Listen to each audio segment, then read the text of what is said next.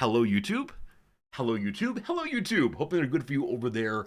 Thanks for hanging out with us in all the different places. For now, though, hello to other people. Number one, Man Doodley was here 45 minutes before stream started. Doodley, if you're still there, hello.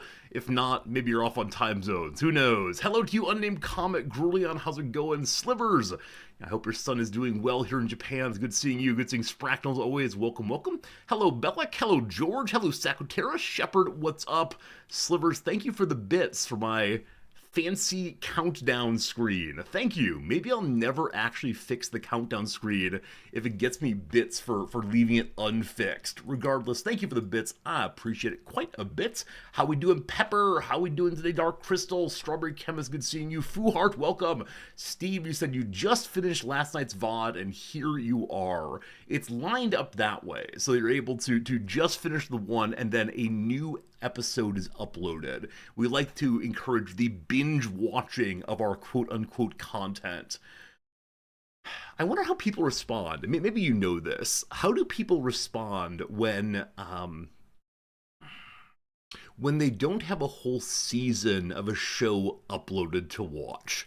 I think that I've gotten habitually into the behavior of, if I want to watch a TV show, this is actually not true today. This was true back in my younger years. I'd sit down to watch a TV show and say, oh, okay, I'm going to watch the entire season all the way through. Taking a break to go to work or whatever.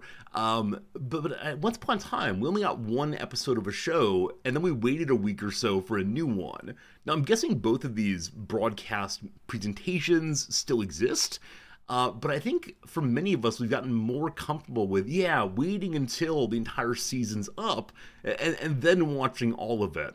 Good call, though, George. There are shows, I think Game of Thrones was one of the shows that did the weekly episode still. Breaking Bad, I think, did so also, right? This kind of thing.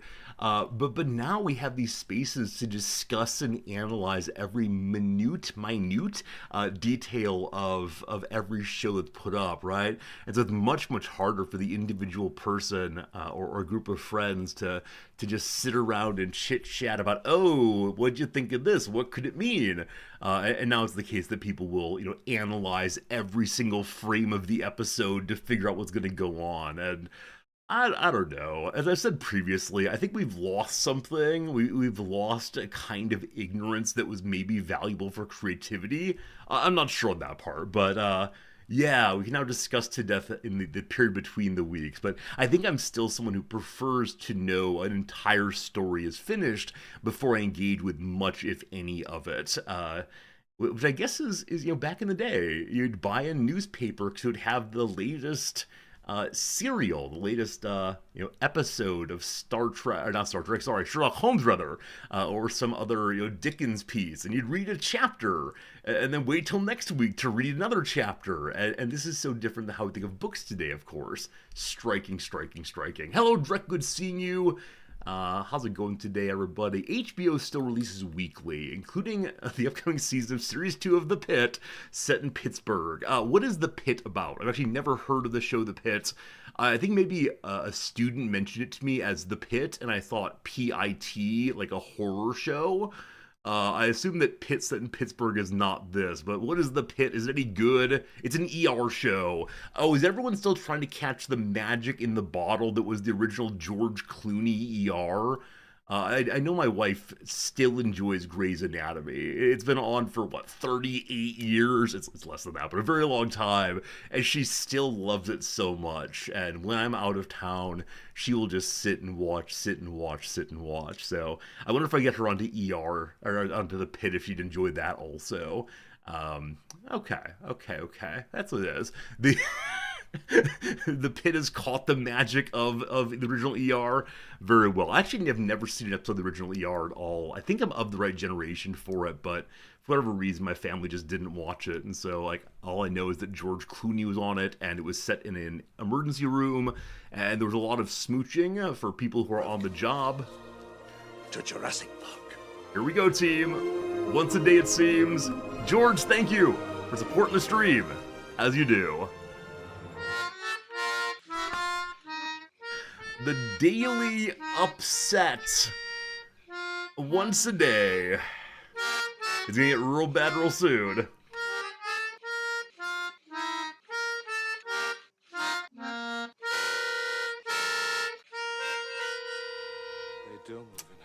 Very good. Welcome to Jurassic Park indeed. George, thank you for the 5 gift subs as always. 250 gift subs now. What an accomplishment, so to speak. What an amazing bit of generosity for sure. And thank you, thank you, thank you for being kind and generous all the way through. Never change that alert. I've been considering kicking it up to 10 gift subs, just because there are a lot of people who give 5 gift subs regularly, and I don't know if you want to hear that on repeat, because occasionally one person's 5 gift subs becomes another person's 5 gift subs, and so on. Want to farm the 10? It's not that, I swear. It's not that. It's more just, the people who find that less than enjoyable. I want to make sure that they're not driven away from the stream. But who knows? We can stay at 5 for a while and see how it goes. Anyway, George, thank you. It's really kind to you as always. Hello, Caustic. How's it going? This time you'll win my games without cheating.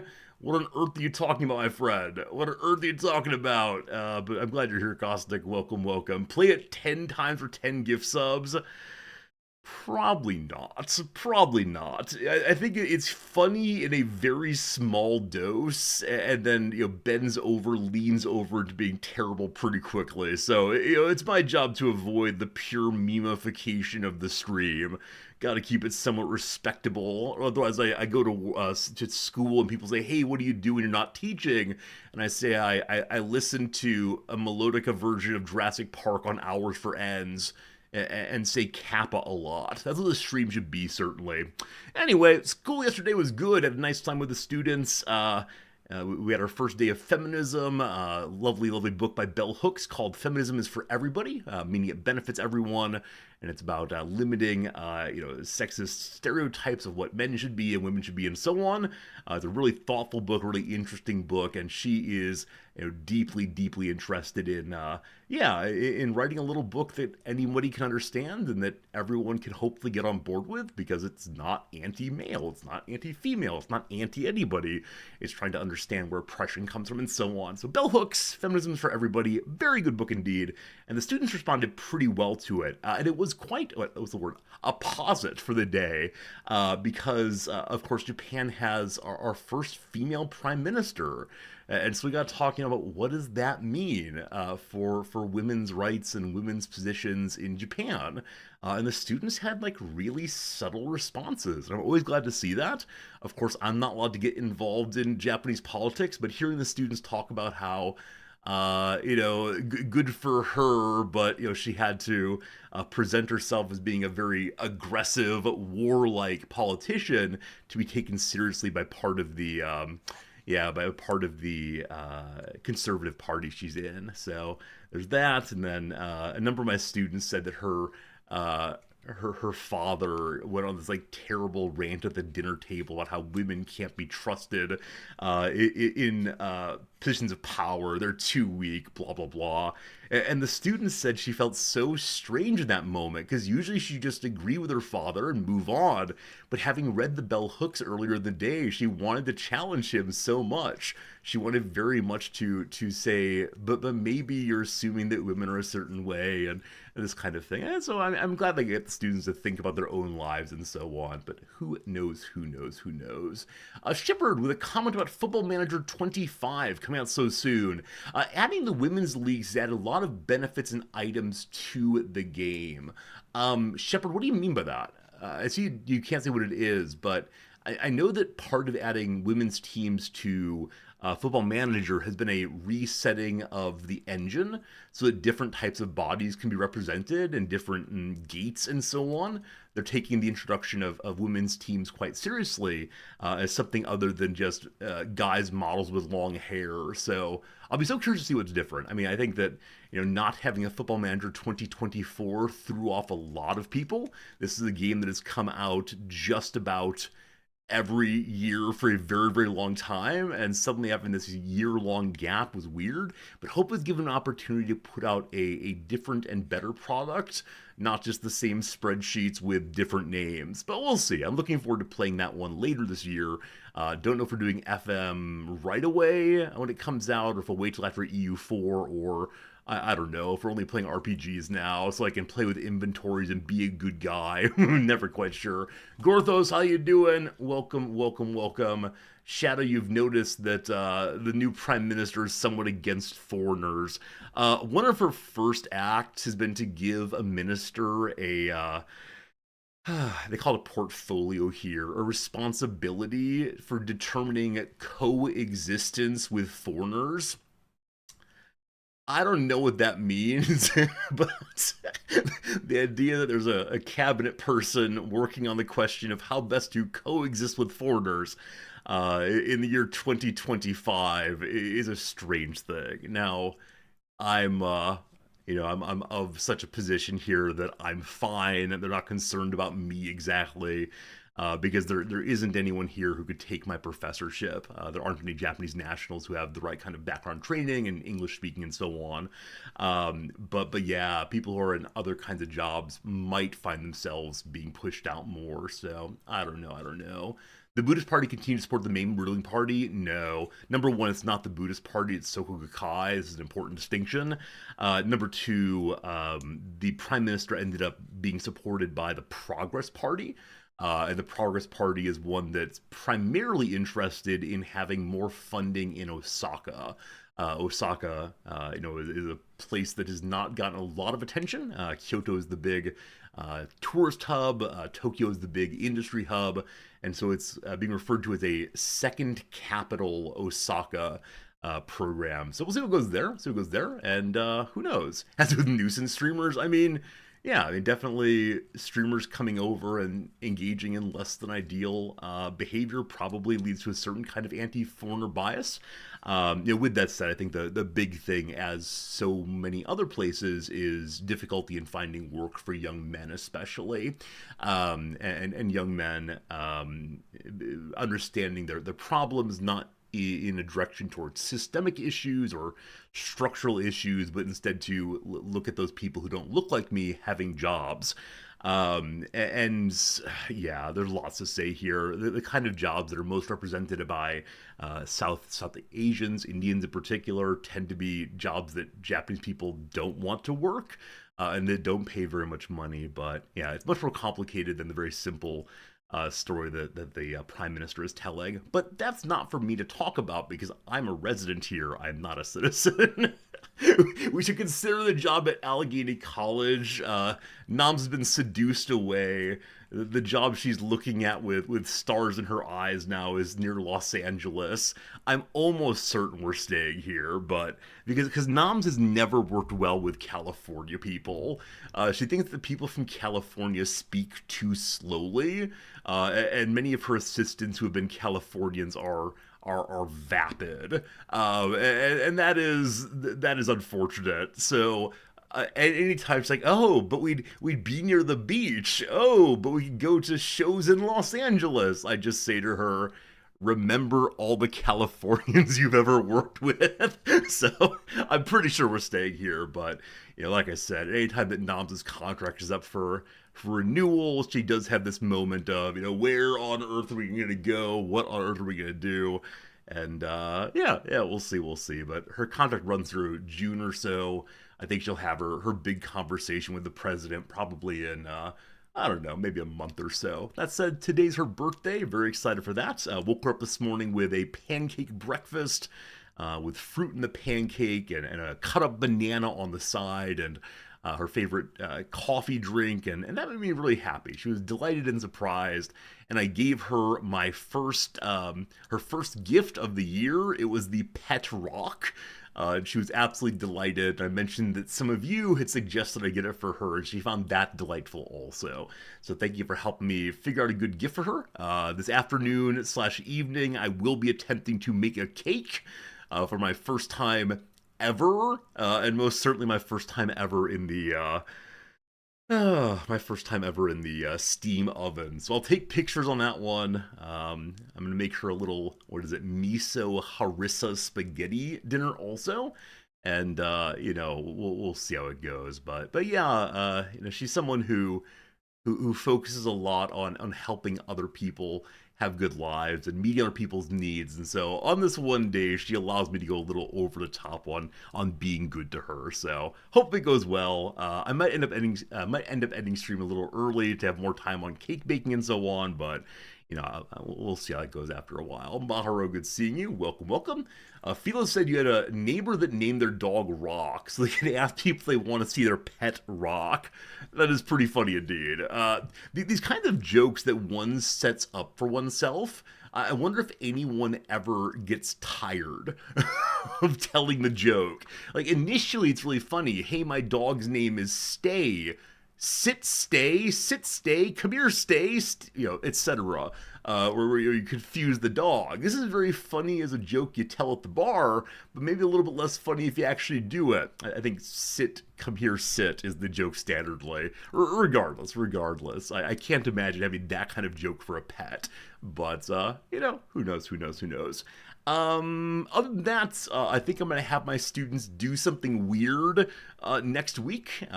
So I mentioned that last class, not yesterday, but the day before, was on the way in which we can either structure interactions with people as like transactional, what can I get out of this? Transactional relationships tend to end after the transaction's done, or relational gift giving relationships in which there's an expectation the relationship continues on because there's an out of balance sense if I've given you a gift and you've given me nothing, so how do we think about building a relationship, that kind of thing. And the students talked about how great it would be if there was more gift giving in the world, giving things with no expectation and allowing people to feel that for a brief moment someone attends them as a person as opposed to merely a walking wallet. And so the students were all in on this, thought it was absolutely great. We talked about free hugs, popular in the US with the influencers. We talked about people giving random compliments, decided this was inappropriate for Japan. And they said, okay, maybe giving chocolate or flowers to random people might be okay. And so I decided next week, I'm going to go ahead and buy some flowers and chocolate and take them out into the city in groups of 2 and have them go hand these things out to random people. And I'm so curious how it's going to go. I look forward to the reflection afterwards. Because on the one hand, here in Japan, people generally keep to themselves. But yeah, when students say, I think this is a good idea, I want to do it, I think I'm okay calling them on their bluff and seeing what exactly comes of it. So I'll report on that next week. We'll probably do it on Wednesday or so. Unfortunately, it's just turned to autumn and gotten kind of cold. So there's fewer people just hanging out outside. So it might be like stopping salarymen and giving them flowers. And, I wonder, will people turn away from it, try to avoid the interaction? Will people assume it's transactional? Oh, how much money do I owe you? Why are you doing this? And I'm curious to see what my students do with that. And then we can talk about like the assumptions of relationality in societies, the way in which people relate to strangers.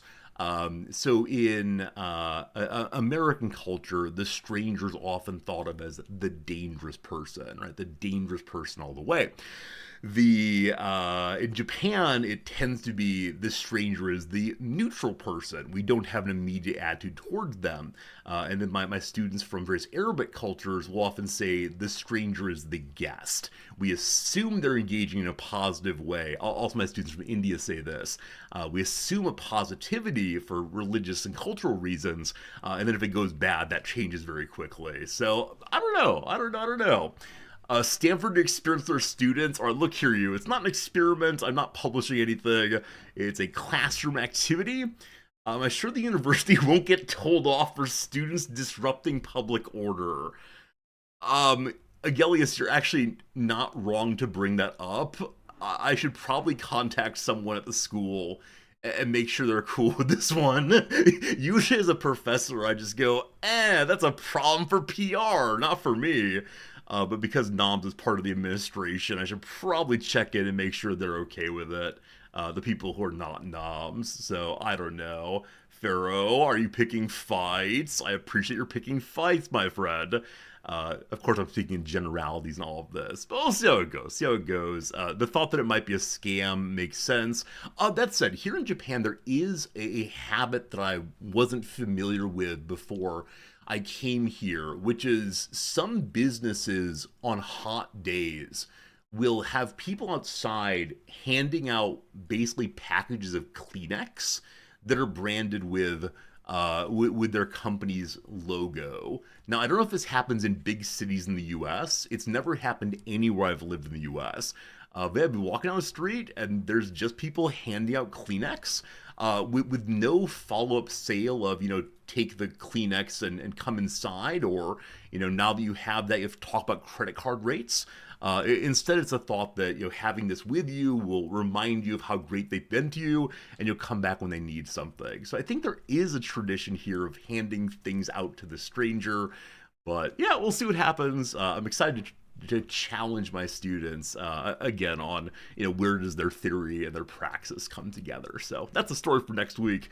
We'll see how that goes, and I thank you very much for tolerating my endless blather as always. I got nothing else. Like I said, it's Nobs' birthday, so that's consumed most of my energy. Also doing some thinking about the Magic the Gathering card openings. Had a nice conversation over on the Discord about that with a few of you. Thank you for your ongoing insights on how best to make videos. Despite the fact that I've been making a video almost every day for on about 10 years or so, I actually don't really understand how it works or how to make it better.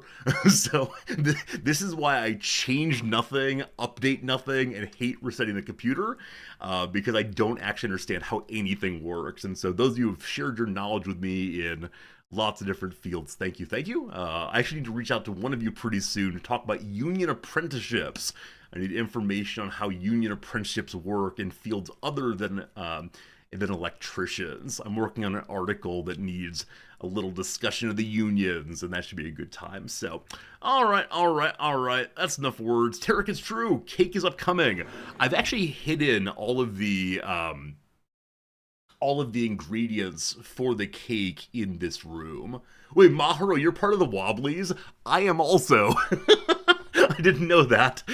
I don't wear my pin on stream, certainly. I only wear it when I'm going to protests. Heck yes, Wobblies all the way. No, I need someone who engages in apprenticeships. My father's was a union electrician, and so I have him as a resource for electrician apprenticeships. I need to know about plumbers and so on. So we'll see. Demand cake result photos. They'll definitely be there. But yeah, unfortunately our kitchen is small enough that Noms would be able to find the various, bits and bobs of cake creation. And so they're all here hiding underneath the computer desk. So we'll see. And yeah, I think that's all I got for today. So I hope y'all are doing well sincerely. Hoping they're good for you all the way. And yeah. I'll be curious to know what games you're playing later. But for right now, let's get us into the little opening games and see how that goes, because I do want to get back into the Baldur's Gate. I saw that a few of you have been watching the VODs recently of the early portion of the playthrough, and yeah, it was really fun discovering our characters.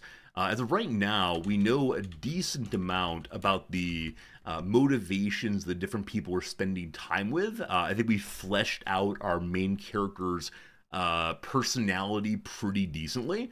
But discovering characters in a world that's unknown is really a fun thing. So I'm enjoying where we are in Baldur's Gate, but at the same time, I do miss the beginning of the game. Friends, the word of the day is frolic. Do you know frolic? Frolic. That's a good word. I assume it's Germanic in origin. I can say nothing more than that, but that's my assumption. So we'll see how this one goes. To frolic is to play and move about happily. We watched the seals as they frolicked in the harbor. I'm trying to think right now, can the word frolic be applied to adult humans in a way that doesn't seem denigrating? I don't know. Like, this is definitely like a me problem or a culture problem, but I think if I saw adults frolicking, like moving playfully, I'd say, oh, they're playing. I think there's a kind of effeteness about frolicking, maybe like inability to engage. I don't know. Bob and Sue are frolicking. Yeah, I think it might have a negative moral valence. You frolic all the time. Do you, Slivers? Do you come to say, like, I'm going frolicking now? You love a good frolic? Okay, it might be a me problem entirely. And again, I don't mean to say that adults can't frolic. It's simply the moral valence. Do not the Wrexham players frolic? I mean, we did win 1-0 this morning. It was a really fun match until the 68th minute when one of our players went in for the kind of tackle where not even your side challenges the red card. It was the kind of tackle where every single person, viewing, Wrexham fan or no, immediately said, "Yep, that's a red card." And so the last 30 or so minutes of the match was, hyper defensive. It was, it was definitely not fun after that, but it was good. Hey, Mahro, I think you might be right. That's what I was thinking. I was thinking, is it kind of a frolicking indicates a feminization of a masculine perspective? And like I said, this is probably culture, probably a me problem, but yeah, is it one of these, men do not frolic? Again, not endorsing that view, merely saying that's probably what's back there. All right, who knows? Who knows? Oh, knows who knows? Did you know? Oh, it comes from Dutch, actually. Dutch is not so far away from German, I guess. A frolic is a word rooted in pleasure. Its most common function today is a verb meaning to play and move about happily, as in children frolicking in the waves. But it joined the language in the 16th century as an adjective carrying the meaning of its Dutch source, vrolijk? I have no idea. Sorry, Dutch people. Full of fun or merry. Shakespeare's Puck used it this way in A Midsummer's Night's Dream, saying, "And we fairies, following darkness like a dream, now are frolic." Verb use quickly evolved. By the early 17th century, the word was also being used as a noun, as in an evening of fun and frolic. I always wonder when words change parts of speech or part of speech, change parts of speech. Is this due to a intentional novel usage, or is this usually due to someone not knowing what part of speech it is and just jamming it on in there? Because like in this case, fun and frolic, the alliteration makes it work well. But you could easily imagine, certain kinds of verbs being jammed in, like an evening of joy and jump. I mean, it sounds nice until you go, ooh, that's not a noun. Stop making that a noun, right? You can do the standard gerund thing and say a night of fun and or joy and jumping. But that's super interesting. Yeah, I don't know enough about the history of words generally. Oh, oh. If ever I find a way to stop this thing called life and go read books, linguistics and historical linguistics will be the subject. The edifice of language, the Tower of Babel must be recreated. Here we go. Rearrange the letters to form a verb meaning to skip about in play. Oh, this is a fun one. I think. Yeah. To skip out in play is to gamble. To gamble. This is a weird word. It's very formal and outdated indeed. It is gamble, correct? Yeah, there you go. Frisk, frolic, gambol. From Middle French, the noun gambad referred to a frisky spring of a jumping horse. In the early 1500s, English speakers adopted the word gambol as a verb and the noun. The noun means a skipping or leaping about in play. The English word is not restricted to horses, but rather can be used of any frolicsome creature. It's a word that suggests levity and spontaneity, and it tends to be used especially of the lively activity of children or animals engaged in active play. Exactly. So once again, adults are not included in this. One of my professors had a really interesting argument he advanced. He did some cultural studies stuff along with philosophy, and it was in all of the cultures of which he knew, adults have a lot of space for sport and game, but not play. When I say a lot of space, I mean conceptual space, not time necessarily. And so adults tend to, engage in rule-bound hobby contests, as opposed to the spontaneous, imaginative kind of play that youngsters tend to do. And he thought this was such a terrible, terrible loss. Both of us come out of a tradition that puts creativity as one of the more important things humans can do, the imaginative development of human concepts and so on. And so I don't know enough about how this change happens. And at some level, neither does he. He tied it up with ideas of maturation, ideas of seriousness, that sort of thing. But he wondered what it would be to find play back in the world again. Your TTRPG play keeps you imaginative. So TTRPG, I don't know what the TT stands for, but is it, again, like within Dungeons and Dragons rules? I do wonder, I think things like D&D give an imaginative space, but it's still rule-bound in a way. Where I think childhood play is often only bound by, like, the rules of physics, right? You can't jump off the ledge and fly away, but you can imagine it. I don't know. Like, and the kids are willing to assert logical impossibilities. I don't know. I don't know enough about that to say much, but here we go. Friends, it's time now for you to play a little redactyl. Then the Rizdactyl will come, but here comes the Redactyl all the way. Yesterday was the Huguenots. Today will be not loading. Uh-oh. Oh, I skipped thrice. Maybe that's why it's not going, because I skipped trivia. Thank you. Did it open? Ultimately? Oh, it did. Whew! I'm sorry. Trivia comes first. Gotta stay in line here. Thank you for calling me out, George. Number 1 from Social Sciences. The world of WIT-SEC isn't always glamorous, but it looked pretty good when Arnold protected Vanessa Williams in what 1996 thriller? Social Sciences, they call it. Absolutely, this is not Social Sciences. So I assume this is like witness protection. If someone's testifying against the mob, you got to keep them alive until they testify against the mob. I assume this is Schwarzenegger. If you told me, if you just said who is Vanessa Williams, I would say, oh, it's a tennis player, is Serena and Venus. So I have no idea who this is at all. I know like there's the Last Action Hero in that era. I know that is not the one. I think it's in a similar era though.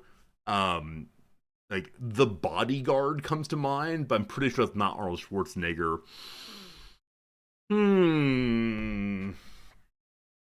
Yeah, I have no idea. I have absolutely no idea. The Bodyguard. Okay. Hyman Littman banked $100,000 in 1862 money when he sold his patent on attaching what thing to a pencil? Is it called a racer? I don't know of a movie called Eraser at all. So the pencil has a nib. There's the graphite or lead centerpiece. It must be a racer. I only know a racer head. Yeah, there you go. Oh, if you're in England, you might have just typed rubber. I'm so sorry. Non-Americans. For us, rubber is a tire or a condom, unfortunately. Question number 2. For 3 points in entertainment, Al Gore's daughter, Kristen, used to write for what cartoon where Al had a minor recurring role? Did she write for The Simpsons? I'm nearly certain that Al Gore showed up on The Simpsons once or twice. Nope. Some 50 years after he composed it, Oliver Messiaen's, here we go, Turangallia Symphony inspired the name of what main character in what sci-fi series? This is what, Leela something. It is Futurama. It's Futurama instead. Yeah, there we go, there we go. Now, I'm pretty sure Al Gore has been on The Simpsons. That doesn't mean anything in particular here, but yeah, so Al Gore has shown up, though he's played by Harry Shearer in the show, as opposed to Gore Ipse. Very well, very well. Leela Taronga, just Leela Taronga. Thank you, thank you, thank you. All right, wish I would have gotten that one correct, but how it goes. Question number 3 now, science and nature. Colombia is the world's leading source of what distinctively colored variant of the mineral beryl. I have no idea. The fire opal. Is an opal beryl? I have no idea. That's oral. Or the fire oral. Good. According to legend, L. Frank Baum was inspired by the 1893 World's Fair White City to create a literary capital named for what stone? The emerald. Emerald City all the way. There you go. Emerald is a kind of beryl. I had no idea.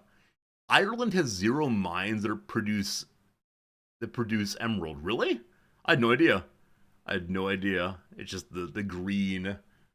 Are the emeralds only green? I know there are some kinds of stones that I think of a certain color for immediately, and actually only a very small number of them are colored that way. So emerald non-green, possibly? Is that a thing? Okay, emeralds are defined by their colors. So there are non-green beryls that are just not called emeralds. Got it. Okay, very good. Question 4, here we go. Arts and culture. Launched in 2005 to broadcast uncut conferences like C-SPAN. Moo Basher? Mubasher? It's an offshoot of what news conglomerate? Moo Basher? So moo is a signifier used in some sciences. I have absolutely no idea. Is it like, CNN or NBC or this is not, I guess it's culture, fine. I have no idea. I have absolutely no idea. I'm gonna say it's the Weather Channel. Wrong. After major public interest in their online coverage of the Arab Spring, what network finally overcame Bush-era stigma to get on U.S. TV providers? It is Al Jazeera. It is Al Jazeera. Yeah. Mubarak. Mubarak is the, I should have gone for Mubarak as opposed to science-y moo things. Very well, very well, very well. Yeah, and then for a time there when who was it? I mean, when Sanders was running the first time, RT, Russia Today, started picking up a bunch of American personalities in the media who, I just noticed we're already in the Baldur's Gate directory. Well, that's no good. I'm not changing directories, but here we are playing this game right here. The question five. Oh, Russia Today is not popular anymore for obvious reasons. In 1919, Ohio restaurateur Joe Marzetti began selling one of America's first prepared bottled what? Soda pops. I assume soda is actually before that. The word prepared is often used with horseradish. So I have no idea. I would say horseradish though, just because it's often called prepared. Okay. In 1931, the Kraft Cheese Company started a new line of products, starting with French what? Onion soup dressing. I'm gonna say French dressing. It's a salad sauce. We good? We good. Salad dressing indeed. Well done indeed. Spaghetti sauce, mustard, possibly. Hey, we got 10 today. That's my cutoff for we've done a good job. So I'm glad we got that one right. It's a gold. A little harder today than yesterday for most folks. Which questions people really struggle with. Yeah, Eraser, almost everyone got in 2. kind of obvious in that one. Futurama, most people got in 3, actually. I'm surprised that people didn't know Taranga. I tend to think of people who like trivia games as people who also um, engage in a certain kind of nerd culture that I engage in. This, though, of course, is not true necessarily. Most people got Emerald in, I'm guessing, 2 also. Yes, indeed. Al Jazeera showed up at, yep, same as me. And then salad dressing also. Actually, after me. I wonder if a lot of people went French onion soup first. Because that's what came to mind for me first, but I couldn't think of like bottled French onion soup. Probably not. Anyway, good to good. And now, my friends, I almost skipped to it before, but here we are. It is time for the redactyl. Go ahead and put any word you want to into the old stream. I will go ahead and type it in, and together we'll discover the true meaning of this thing right here. Blank is the blank and blank blank of blank. That's your opening sentence. Good luck filling in the blanks. Modern, there are 13 of those. Astronaut, there are none of those. The bassoon, come on. Nope, not today, sorry. How about a vegetable? None of those. A city, 93 cities. Boring city 1. Largest, there are 21. A theory, there are 5. A capital, is it a capital city? Gosh, it is. The word countdown. 1 countdown. Earth, there are none. Protuberance, none of those. How about the word capital? We did. India, good guess. No India today. How about ancient? There's 7 of those. Battle, there are none of those. Option, I mistyped. Sorry, there are no options here. How about Italy? None of those. Economy, there's 1. Peru, there's none. How about Dubai? There are none of those. Europe, 2 of those. European, 2 is also. Denmark, we have none. Wall, we have 4. Rome, we have none. Paris, we have none. End, there are 5 ends here. How about Africa? 1 Africa somewhere. State, I think I did. I didn't. There are 8 states, thank you. Tokyo, no Tokyo. Ottawa, no Ottawa. Is it in Turkey? 1 of those. Africa, did before. How about the word Doha? None of those. America, no Americas. Ohio, no Ohios. So no Ohio so far. Is there no America, no Europe? Asia, there are 4. Let me help you with that one. I'll do directions also to help us out on that one. Central shows up. How about north? 11 of those. East, there are 8. West, there are 9. Not helpful at all on that one. Back to it. Austin. And there are no Austins. Island, there are none. Loam with an L, unfortunately not. Mongolia, there are none. Hey, Beersmert, welcome in. Istanbul, I typed in Instant Bowl, sorry. Istanbul, there are none of those. Laos, none of those. Tibet, no. China, 1. Nepal, none. Trade, we have 1. Is the near word. There's no near to the preposition, unfortunately. Baghdad, 2 of those. Ghana, there are none. Reservoir, there are 2. Oman, none. Tehran, Fuhart, well done. Fuhart got to Tehran first. Well done. GG. Today, 56 guesses, of which 1 was my error. Sorry. Looks like there are a bunch of big old cheaters today. A bunch of big old cheaters getting it in 1 word. There you go. I'm a little bummed it was a city. Cities are pretty easy for us to get and lead to a kind of guessing that I find a little repetitive, and probably you do also, namely just guess cities. I like it when we don't know the topic so early, but good job. Tehran is the capital and largest city of Iran. It's also the capital of Tehran province and the administrative center for Tehran County in its central district. Have any of you ever been there?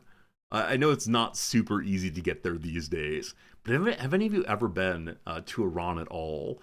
I had an Iranian student a few years back, and his parents were dissidents, and so had been exiled from the country. And so he had certain views about his country, but Yeah, it's such a beautiful place, right? It's sort of the heart of Persian culture. And anyway, where are we? With a population of around 9.8 million in the city and 16.8 million in the metropolitan area, Tehran is the most populous city in Iran and West Asia, the second largest metropolitan area in the Middle East after Cairo, and the 24th most populous metropolitan area in the world. Greater Karchak, Nasim Shahar, Parand, Pardis, Andishe, and Fardis. Okay, that's a lot of words. Cool. Did I skip a line? I think I skipped a line. My apologies. Okay, I'm curious at this point. Japanese passport, Iran. With a Japanese ordinary passport, you're eligible for a visa-free entry to Iran. You can stay for 15 days. So my wife is possibly a Japanese citizen. We haven't made a run at reestablishing her passport yet. That said, if she wants to go the normal path for citizenship, she just needs to work on her Japanese writing, and she'll be good to go to get it more or less instantaneously. So, and if I then move to a spouse of Japanese visa, kind of come along with her, I don't know. Welcome to the we get Japanese citizenship simply so that I'm able to go and visit Iran. That's crazy, isn't it? I mean, I know this is like the world of international travel and treaties and so on, but yeah, the nationality of your passport does determine quite a bit about where you can go and all that fun. Should I go there? I don't know. I don't know. Anyway, friends, time for the last opening game of the day. Time for a little thing called the Rizdactyl. If you want to put an entry into this game, you're welcome to type in !Rizdactyl. And with that, put in a... So many. There's so many of these. What on earth is this, Fernanthus?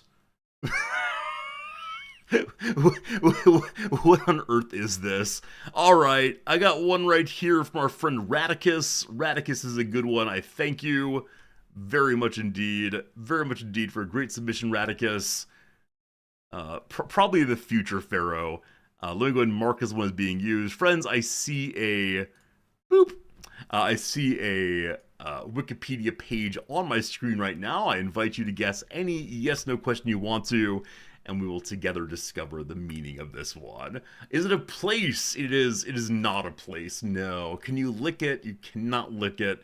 Has it ever killed anyone? It has not killed anyone, to the best of my knowledge. There you go. There you go. There you go. Does it squish when you squeeze it? No. Does it have carbon? No. Is it a person? It is not a person. Not a person. Nope. Is it man-made? It is man-made. Yes, a man-made kind of thing is what we're going for this time. This is my favorite game ever. I'm not sure if I can explain to people why I like this game so much. It's like 20 questions, but with far more questions, I guess. Is it or was it an event? No. Is it fictional? Yes. Is it a tangible object? No. Can it play the bassoon? Unfortunately not. Is it a concept? Sure. Sure. Is it furniture? No. Is it related to language? No. Is it North American? Yes. Yeah, it's North American, fictional, non-tangible concept, but as usual, an instantiable concept. Can it be broken? That's a fun question. It cannot be broken. I would never say it could be broken, no. Is it religious? It is not religious, no. No, no, no. How are you going to get there? We're going to get there. I believe in you all very much indeed, but there you go. It's looked upon favorably. I certainly look upon it favorably. Most of the people I know look upon it favorably. I don't know if everyone would, but sure. The majority of people I know look upon it favorably, sure. Is it related to entertainment? It is related to entertainment, yes. Is it a rule? No. Is it political? Yes. Is it a canyon? It is not a canyon, no. Is it pineapple on pizza? It is not pineapple on pizza. I don't understand why it's such a big issue for folks. Why can't we all just get along? Thank you. Is it Fox News? It is not Fox News. Is it news in general? It is not news. Is it The Covenant? It is not The Covenant, no, but I appreciate you think about it for sure. A book, no. A cartoon, no. Would I associate it more with the Republican Party in America? Absolutely not, no. Is it K-pop? Oh, fun, but no, it's not K-pop. Yeah, definitely not pineapple on pizza. Not even a little bit. Not K-pop. Would not associate it with the Republican Party. Is it a holiday? It is not a holiday. Is it a festival? It is not a festival. Is it my character Bingo's quest for justice? It has nothing to do with RPG justice. No. Is it PBS? There's not PBS. No, not PBS.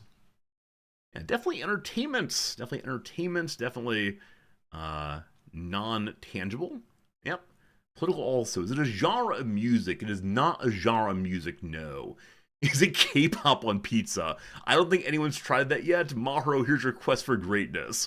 The best topping on pizza is K-pop, thank you. Does it involve women? Yes. Does it involve human dialogue? Literally no. Give me a moment. Give me a moment. It does not involve dialogue, but it does involve dialogue. It depends on what level of analysis you want, whether it has dialogue. There you go. Is it a TV show? No. Does it involve polls? No. Does it have a show? Is it or has it had a show? I'm going to say no on that one, I guess. Is it living while trying to free Shadowheart from Charlotte romancing her? Shepard, that's my life, unfortunately. Is it bra burning? No. Does it deal with the movies? No. Is it women's show on TV? No. Is it politics? It involves politics, yes. Is it an advertisement or advertisement? No. Is it tribal? I'm going to say no on that. I'm saying no, it's not tribal. Is it a board game? No. Is it a comic? No. Is it the screen that comes on when stations turn off? I don't know what you're talking about. The stations never turn off anymore.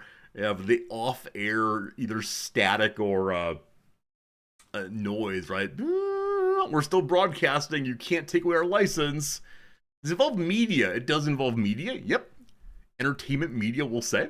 Would the average 10-year-old know of it? Absolutely not, no. The DVD symbol bouncing on the screen, no. Is it feminism? It is not feminism per se. It is not feminism, nope.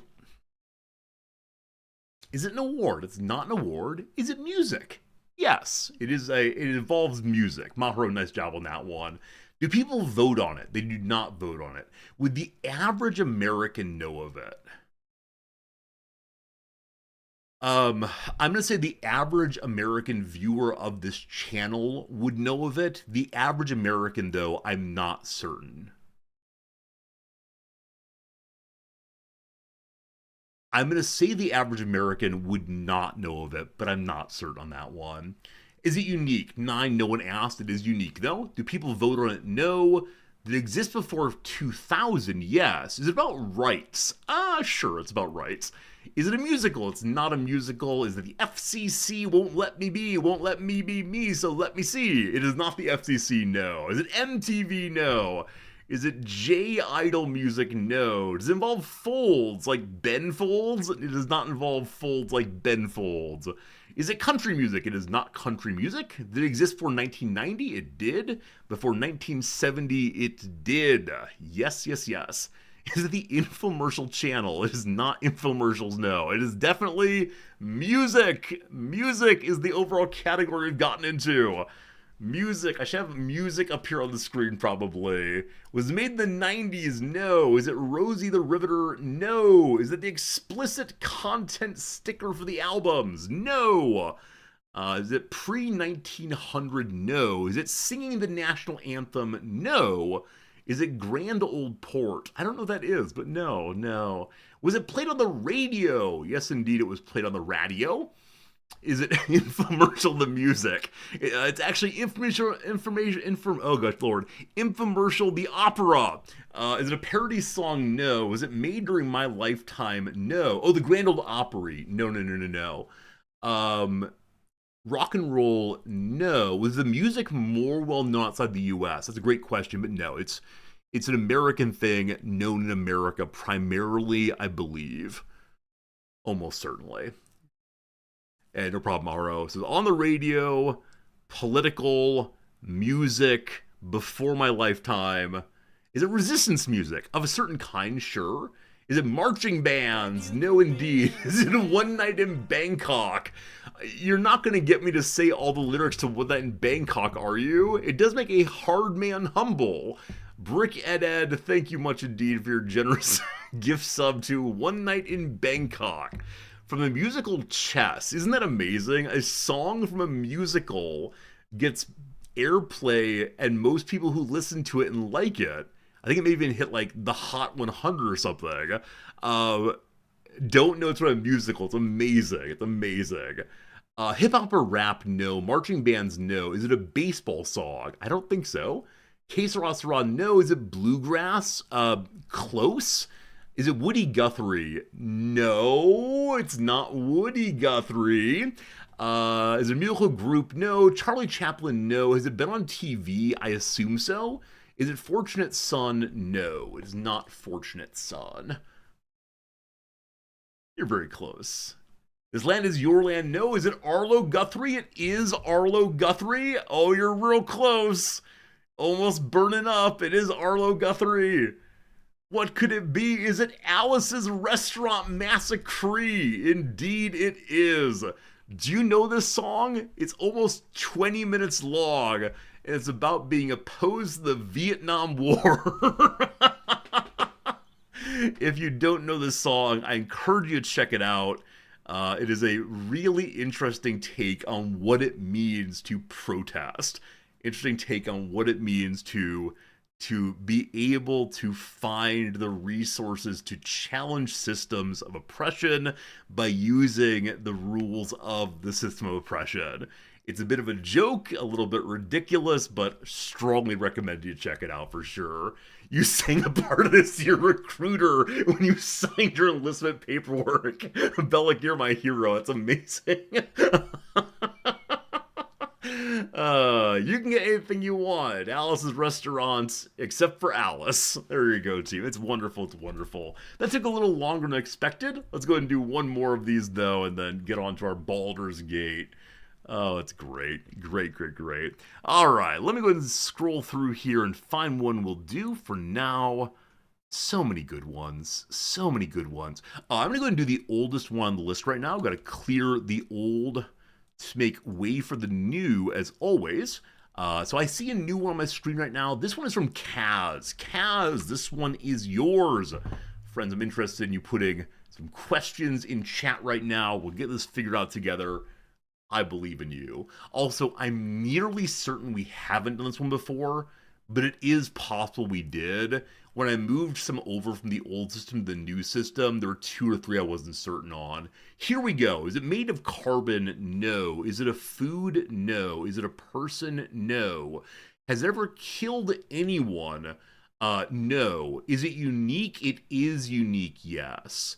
Can you lick it? In principle, yes. Is it a place? It's not a place, no. Bellick, it's so great. It's a wonderful song. I'm glad you find ways to keep Alice's Restaurant alive in your heart. Is it in a museum? It is not in a museum, no. Is it man-made? Yes. Could I weave it into a toast? Oh, easily, absolutely easily. Yeah. I don't want to give the toast right now, but I see how I do so easily. Is it spider meat? You could lick spider meat, but I will never do so, my friend. Is it the giant dead spider? It's not. I will not be licking a spider. Is it a physical object? Yes. Could you touch it? In principle, yes. Is it a thingamajig? This is not a thingamajig. Definitely not a thingamajig. Does Rule 34 apply to it? Rule 34 applies to everything, sure.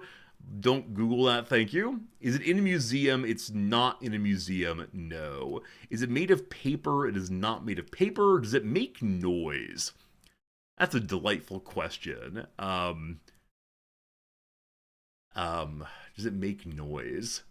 I'm gonna have to say I don't know the answer to that question right now. I'll have to think about it.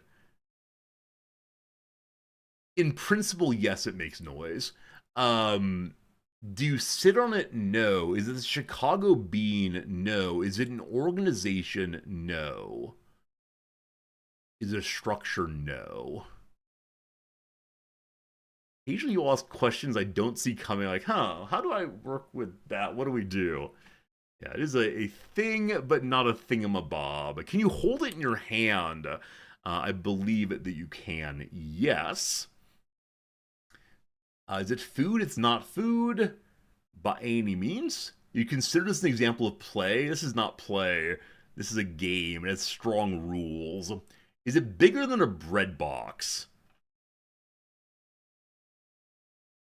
Sorry, it is bigger than a bread box in one respect, but not all respects. My apologies. Would it fit in the boot of your car?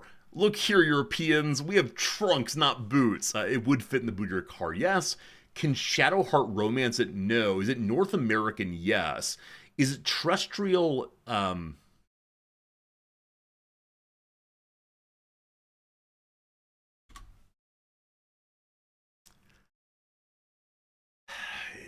Sort of. It's sort of terrestrial, yeah. Would it fit in your mouth? No. Is it unique? Is it more than one? I'm gonna have to apologize slightly. This is non unique, but until about 45 seconds ago, I thought it was unique. So it is not unique, but I thought it was. I'm very sorry for that. Um, Not fit in your mouth, not Asian. Is it the Goodyear blimp? No, no, no, no. No, no, no, no, no. It's close to bread box size. Is it nautical? It is not nautical, no. Is it American? Yes. Like everything else in the world, it is indeed American. Is it called one thing by Americans, but an actual name, actual name by Europeans? No, I believe it has a shared name throughout the world. Is it radioactive? No. Is it larger than a normal bread box? Sort of. Uh, yeah, it depends on what dimension you're evaluating. I'll say it wouldn't fit in an ordinary bread box, but it'd be close. Are there more than two of these? No, no, no, no. They're not more than two of these. Is it a bread box? No. Is it USAEN? It is indeed USAEN in origin. Um, yeah, there you go. Does it have a shape? It does absolutely have a shape. Nice question. Is it a football? No. Are both in America? No. Both these are not in America. Are they used in sport? Not used in sport. Nope. Nope, nope, nope. A question earlier of is it radioactive? I'm gonna say it like not to my knowledge, except in the way that everything is. Is it metal? It is indeed metal. It is indeed metal, yes. Do both exist? I believe that both exist, yes. Is it sculpture? No. Is it Louisville Slugger? No. Is it Statue of Liberty? No. Is it a metric system prototype? Cool, but no. Is it the Liberty Bell? It is not the Liberty Bell. No. Were these meteorites? No. Is it a work of art? So the answer to that question is no, not in normal sense, but I'm ready to take an argument on this one. It's art-ish in some sense. Is it ceremonial? In some sense, yes, it's ceremonial. Was made before 1900? No. Is it Tenacious D? No. Is it made of only metal? I think so. I think it's exclusively metal. Is it part of a game? No. Was it made by an individual human? No. Is it a tourist attraction? No. Was one of them made as a gift? No. Is it a tool? Sort of. Not in the normal sense, but you could argue it is, yes. Eiffel Tower, Statue of Liberty? No. Is it a sword? No. Is it a Technic block? I don't know what that is, but no.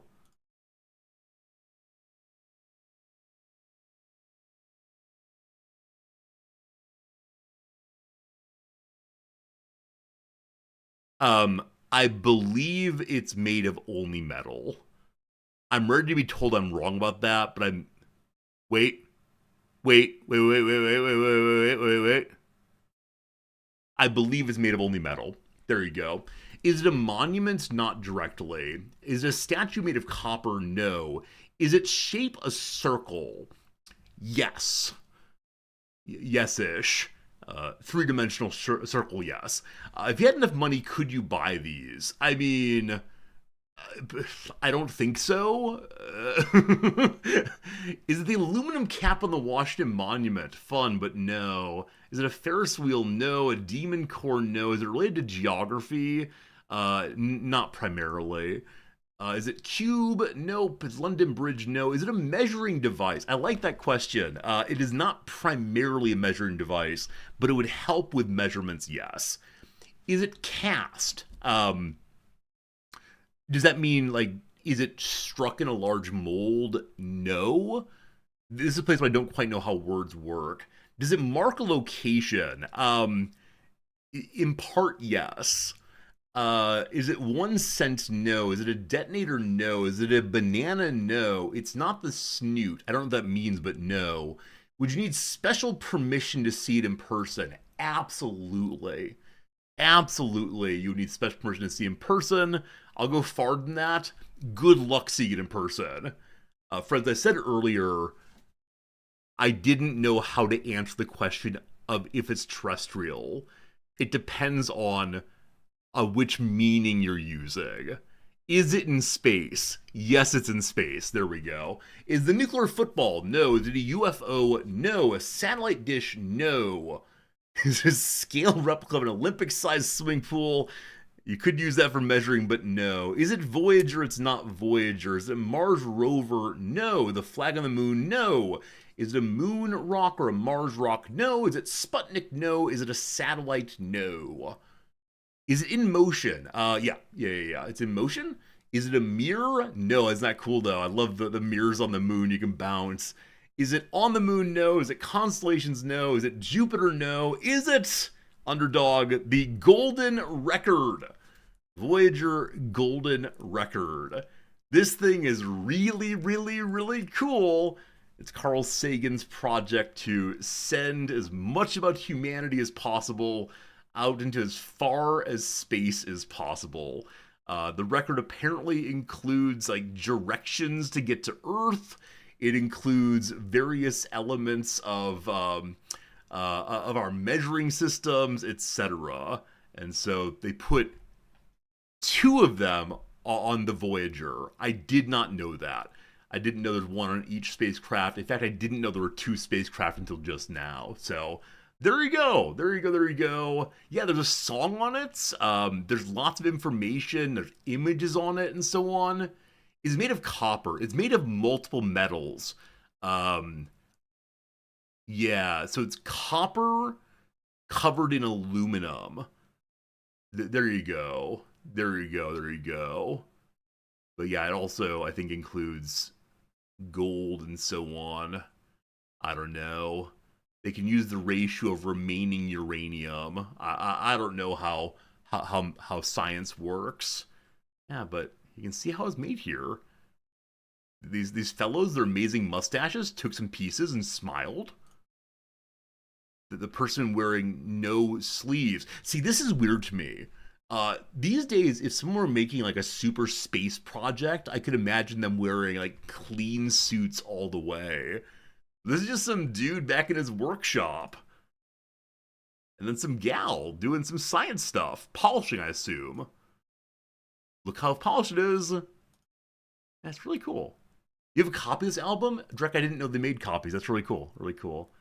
And then it goes into what? Electroplating, I think? And then this person does I don't know what. Oh, this is the gold plating. Sorry, it actually says on the screen. Gold plating. And then making sure it's good gold plating. This person looks like Ronald Reagan. It is now my belief that Ronald Reagan was actually involved in this. And then last step was attaching it to the spacecraft. Are we still in contact with Voyager? I know recently we lost contact with something out there. So I don't know. I don't know. We're still in contact with it? Okay. In that case, I want to believe it's still out there. The questions earlier of does it still exist and is it in motion?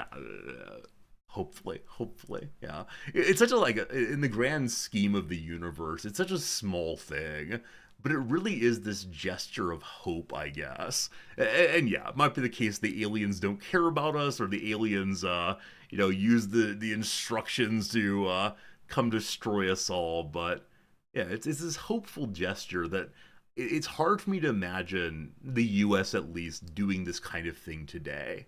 Um, but what a beautiful moment that is of saying, like, okay, what is important in our culture to send out there? And I'm sure a lot of important things were left out.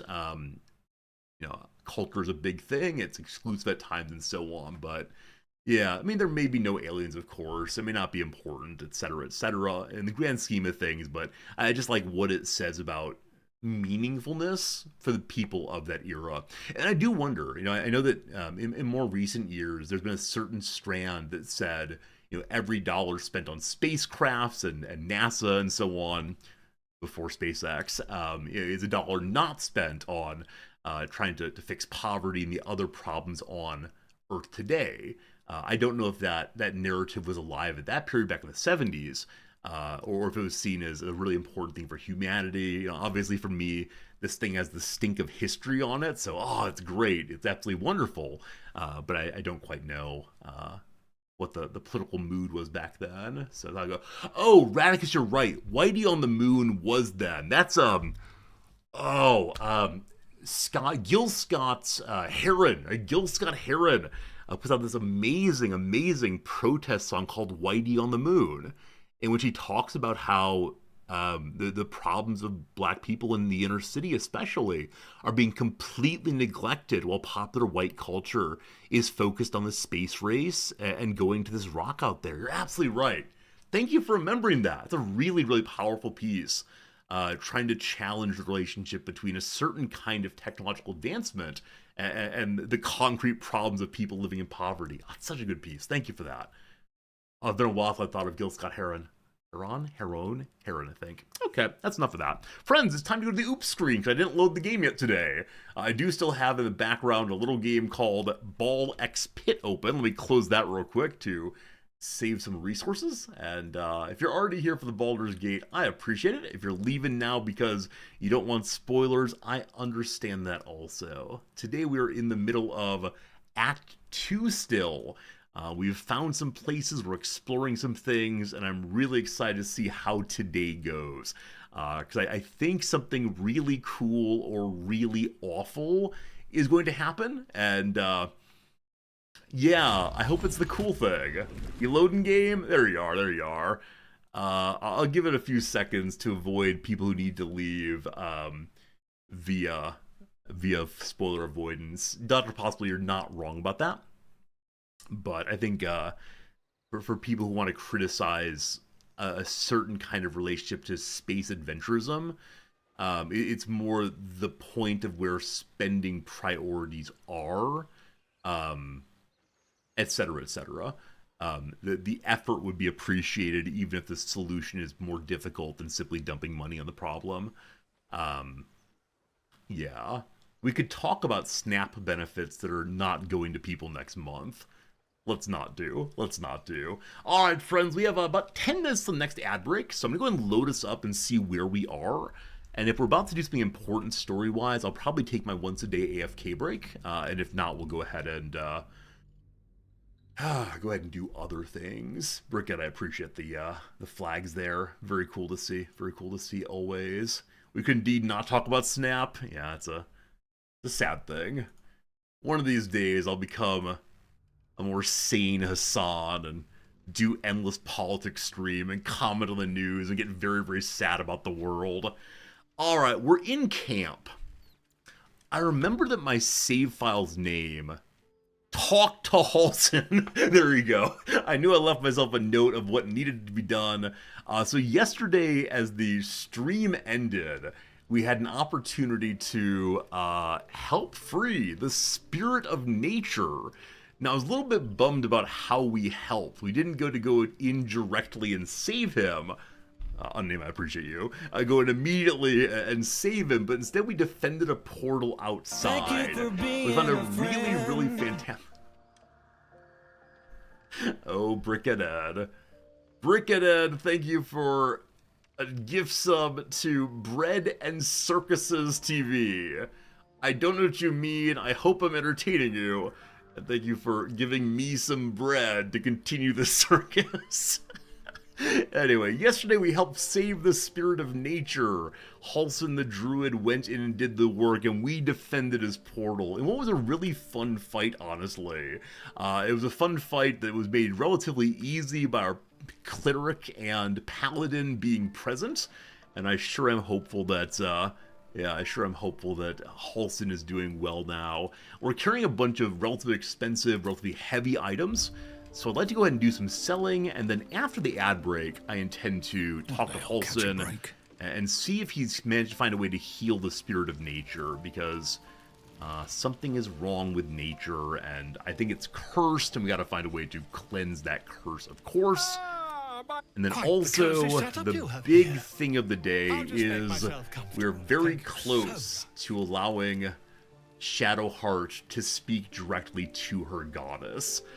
Shadowheart has gone through trials and tribulations that should turn her into a Dark Justiciar, one of the higher-ranked, high-powered members of her faith. But we're pretty sure the Sharites are evil, and so we're hoping that we can convert her out of her death cults to at least a nice, stable agnosticism, we'll call it. If not actually worshipping the light or something. If we can't, I've already promised that we will kill her instantaneously. I refuse to have someone who is unrepentantly attempting to destroy people who are having a good life in the light. I refuse to have something like that in our squad. And so, though she's been Bingo's closest friend, so to speak, she will die. And I really don't feel good about that. Sincerely, 100%, but what needs to happen will happen, unfortunately. And, man, if I end up killing another companion, it's not going to be good. That said, pretty soon Halsin's going to join us, so we'll end up having a druid run around and do the healing, possibly. Soon Bingo will be solo. There is no one morally pure enough for Bingo. This reminds me, back when Tolstoy was alive and doing his... I mean, if you don't know about Tolstoy's life, it is amazing. As a born into the aristocracy of Russia, decides that all governments should be destroyed. He's an anarchist, but he's a Christian anarchist. His argument is governments either have the same law as the law of God, in which case the government is redundant, or the government has a different law than the law of God, in which case the government is evil. And so anarchism is the only defensible position. Anyway, so he gets into this, he gets thinking very hard about the relationship between people who are trying to be good in nations and states that are not good. And so he ends up giving up his aristocracy, or aristocratic life, and going and having a peasant farm on his manor, and his wife and children stay in the big estate house, and then Tolstoy goes and Tolstoy goes out and lives on the farm instead. And at some point, he gets into this argument with an American social worker, activist, philosopher named Jane Addams, a pragmatist, works in Chicago to attempt to help immigrant populations work more fully into the city, find ways of having lives of dignity despite their poverty. A lot to say about that. But Addams and Tolstoy meet because Addams is so impressed by Tolstoy's willingness to call out the bad city while trying to maintain a kind of morality. And so she went and talked to him and tried to understand how this works. And they end up having this terrible disagreement. because Adams, as a pragmatist, is ready to set up alliances where she can. She might disagree with the church on some issues, but if she can work with the church on, issues of helping immigrants, that's great. It's good to find cross-belief alliances where you can to get what's done. And Tolstoy has no time for this. He's an absolutist. If people disagree with you on any moral matter, you must turn away from them and find those who are equally pure to you. And it's this really striking moment of like two understandings of what it means to find morality in a population and to work with others and so on. So yeah, Tolstoy is amazing. A really fascinating character in history, and then Adams is amazing for the work she did, though she has some good writing also. Anyway, enough about that. Sorry. I'm sorry for the occasional breakdown in streaming. The words come to mind, we must say the words. But yeah, Lev Tolstoy is the person I mentioned there, Underdog. Yeah, Lev Tolstoy, or Leo Tolstoy if you want to. One of those major Russian writers, up there with Dostoevsky on the greatest Russian writers of all times list. Someone you've probably heard of, or at least heard of some of his works, but there's a work called, The Kingdom of God is Within You. That's where he argues pretty strongly against governments and puts forward a Christian anarchist position. I think it's fascinating. Is that Trotsky who moved to Mexico? Yeah, Trotsky moved to Mexico, not Tolstoy. Okay, we're at the point now where we basically have all of Volo's money. Yeah, Trotsky is the one who escapes Stalin, tries very hard to create and maintain a non-Stalinist kind of communism, or socialism, I suppose, and Stalin deals with his critique by sending assassins who end up killing Trotsky with an ice pick to the head. Before this happens, the Chicago pragmatist philosopher John Dewey goes down to Mexico and holds a trial of Trotsky to understand, what were Trotsky's motivations. Has he in fact abandoned his cause and so on? And so Trotsky's fascinating. If you ever play a little Hearts of Iron, you can learn all about Trotsky and try to get him in power in various places. He has a more humane understanding of socialism than Stalin, certainly. Okay, so all the money goes over. I need $500 dues in something else. And, I could just give Volo extra money. There's no problem with that. But the majority of things he has, I don't suspect I'll be using. So I could just let him have my things and take less money and so on. What's Eye Bite? Your eyes become black corridors walled in teeth. That's very upsetting. I'm good, thank you. All good, all good, all good. Thanks much. Now, do we have the bonus damage ring for Lae'zel? I think I talked about getting this yesterday. Yeah. So I need to return to Moonrise Tower to get Lae'zel a weapon that will allow her to do more damage and take more damage.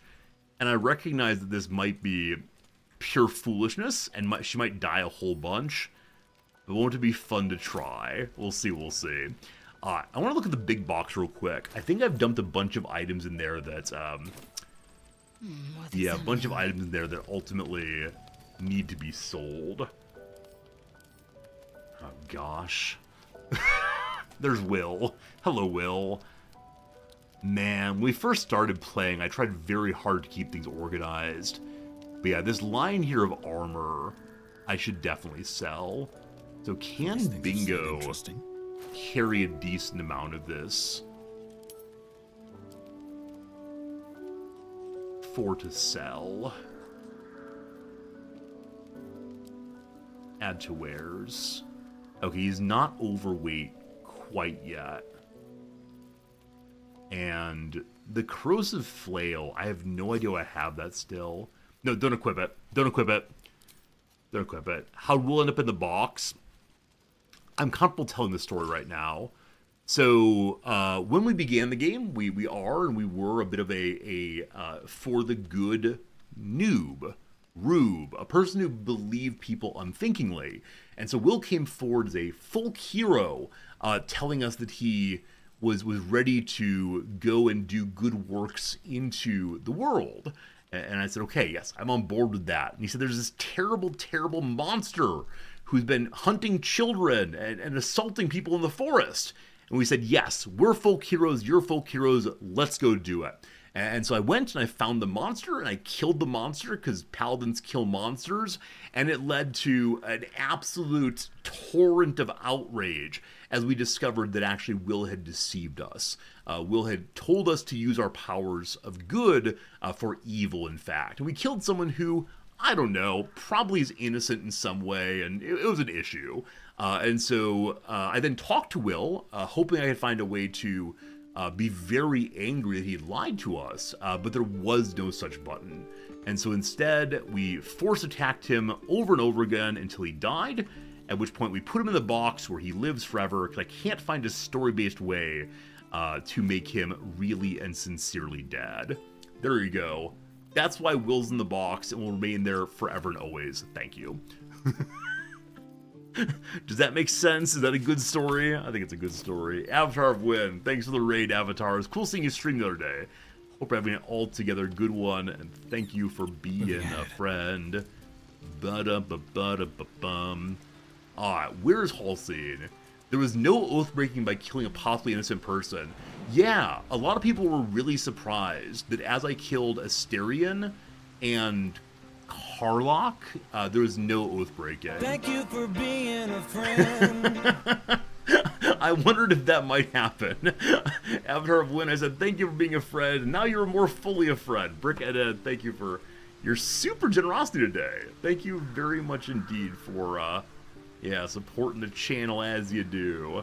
Very Thank kind you for being a friend. Hey, Mr. Board Games, thank you for being a friend also. What a nice little spark of generosity. I thank you. The only time we've broken our oath was once inside the prison area of a Moonrise Tower, because I didn't understand how prisons work, and I'm still pretty well convinced that the Moonrise Kingdom, sorry, that's a Wes Anderson film, the Moon Tower, whatever it's called, Thank you for being is a friend. is miscoded or should be like written differently. The prison seems to ignore that you're a true soul entirely and doesn't even talk to you about it. It's weird. Serena, thanks for your Prime sub also with the comment, may as well LOL. Serena, thank you for the LOL may as well Prime sub. If anyone else happens to have a spirit in their heart right now to may as well subscribe, I appreciate that. Yeah, we only had the one oath break, and so I was okay reloading off of that one, because it was a roleplay confusing moment, we'll call it. Thaniel is resting, but it's no easy slumber. I discovered what's wrong with him. Thank you for The shadows being a rendered him in two friend. when they bore him away Pond. to the Shadowfell. Pond? Half of his essence remained here, amidst the curse. What stayed behind would have been the strongest part of him. But after all these I wanna years say left thank in you. the darkness, I want to say thank you, Brick Ed. corruption must have taken hold. Okay, so our spirit of the forest has been almost mortally wounded, was very close to dying, and he's lost some part of himself in the darkness, or the Shadowfell world, or the Upside Down for you Stranger Things viewers. I saw yesterday that Stranger Things, which is a show set in the 1980s, has been on the air for more than 10 years now, and so it's existed for longer than the decade it covers. Isn't that amazing? That said, I just noticed the phrase on the air for a television show means basically nothing today. Brickhead, thank you for another gift subscription today. You are going absolutely ham, as the kids say, on your generosity, and thank you indeed.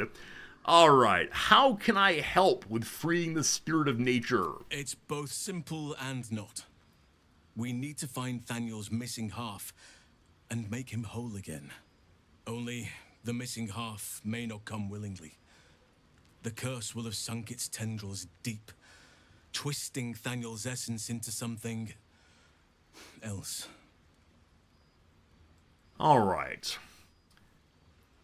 I met a shadow child before, a little boy named Oliver, around Thaniel's age. You will recall that Oliver did not want to talk about Thaniel at all. What do you say? And you saw this boy yourself? That can't be a coincidence. But we need to be sure. And I truly mean we, if you wish. Every moment counts, and I've asked much of you already without being at your side. Here we go. Here we go, team. Halsin is now a member of our team. This doesn't have to be your burden alone. Every moment counts, and I've asked much of you already without being at your side. If you want me, I'm yours. Against the curse, against the absolute. Anything. Just say the word. So, team, am I right to think that the story can progress in a way where the druid does not join you? Is that, in fact, part of it? Is it quiet today? I can turn up a little bit more. I can never decide how loud this game should be. If the voices need to be louder, I can turn them up, but the poorly mixed game, as the phrase has it. It is possible to meet him entirely. Miss him entirely. Yeah. I mean, I know you can kill him in the goblin cave. But I'm guessing if you don't find Thaniel, you just have him hang out but doesn't join you. Huh. Alright, join me. Your ranks are full. You will need to make an opening for me if I'm to follow you. So I'm having him join us only for the event coming up right now with Thaniel, or Simon, or Oliver. But who do I leave behind? Shadowheart, you're going on the shelf right now. I'm with you. Okay. So Brother Man is level 1. He's going to level up to level 9, I believe, all at once. I wonder if Shadowheart has items we need. What comes next? Halsin, do you have any... Oh, gosh. He has no items at all on him. I kind of guess he has a quarterstaff. Cool. I'm kind of guessing that there's going to be a fight in a moment here, and he will die almost immediately if you don't find him some armor. So hopefully our box of stuff or the city nearby has something functional for him. He has dark vision, he's resistant to necrotic energy and to spells in general. He picks up the Pixie Blessing, even though it wasn't cast on him directly. Okay. You can use elven weapons. Long sword, short sword, short bow, and longbow. We finally have an archer, I guess. If we want an archer, here he is. He can turn into a barrel be fine, it's true. But do items a character has equipped affect the character's stats when they're in animal form? Because in World of Warcraft, they certainly do. This doesn't mean it has to be that way in this game also. But we'll see. We'll see. Level 2. Subspecialization comes online. We've chosen Circle of the Moon. We'll have to look and see if that's right. He can now get a wild shape. You can transform twice per short rest. Lunar Mend expends spell slots to regain HP while in wild shape. So self-healing. Got it.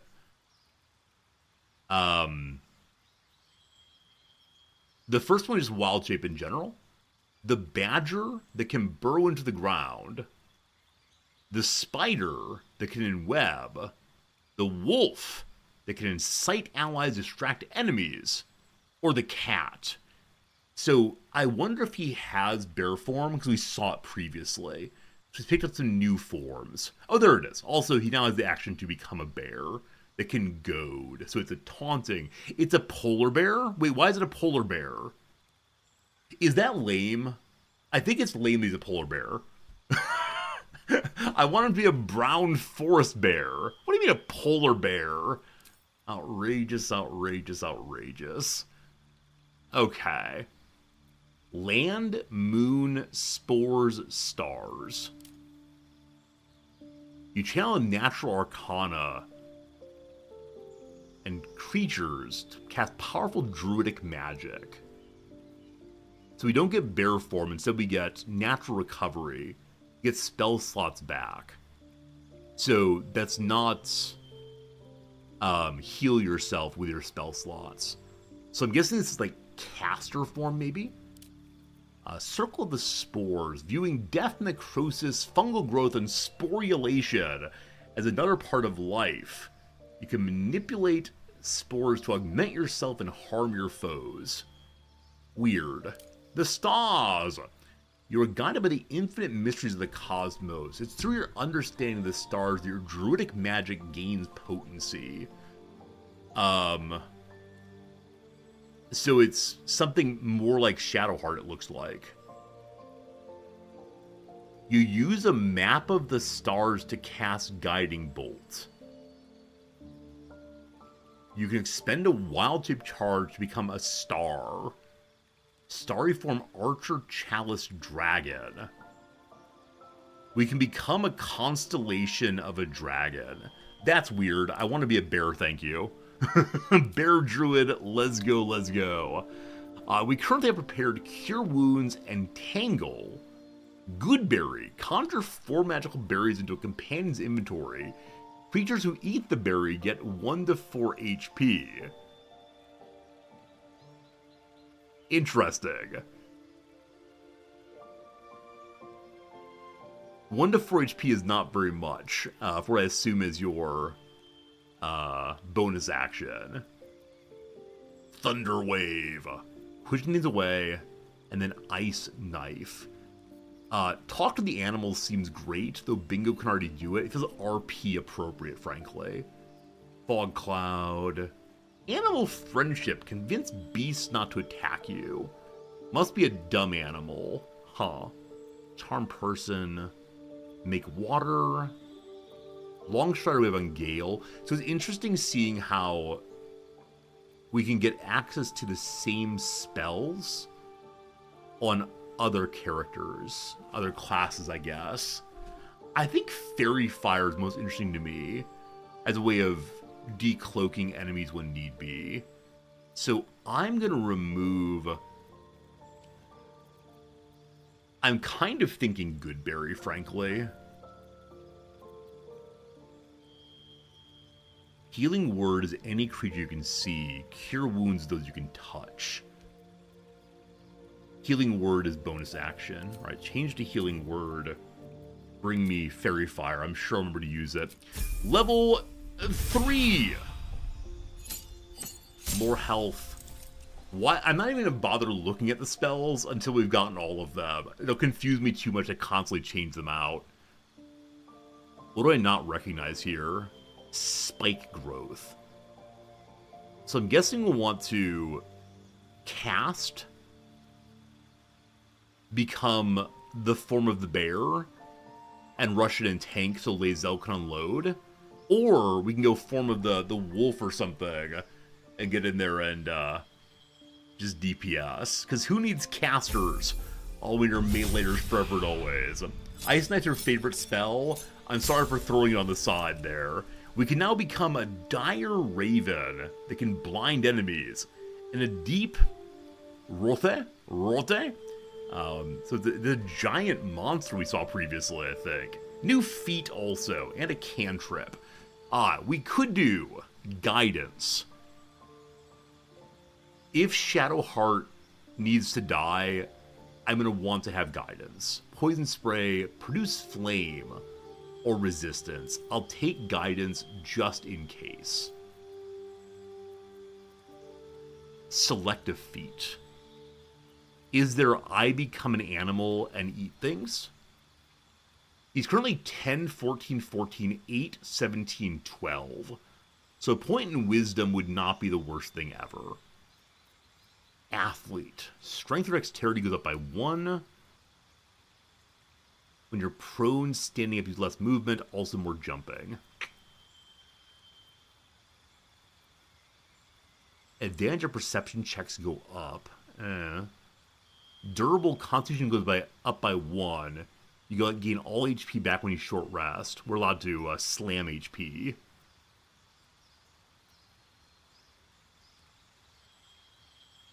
So we have Heavy Armor Master on already.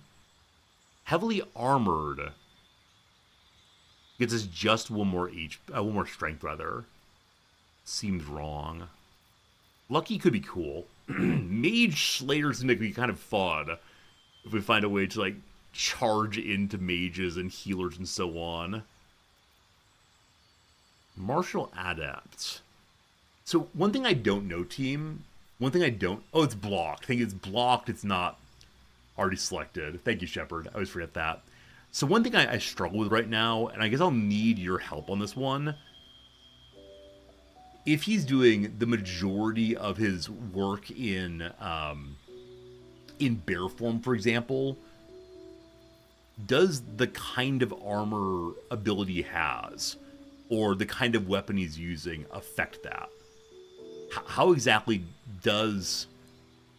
Like, is he unarmed?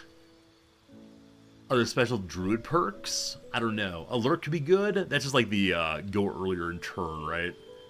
Maybe. Yeah, none of the feats here seem exactly relevant to an animal druid. Assuming that all of the armor and weapons and so on are unrelated to animal form. We like the alert a lot.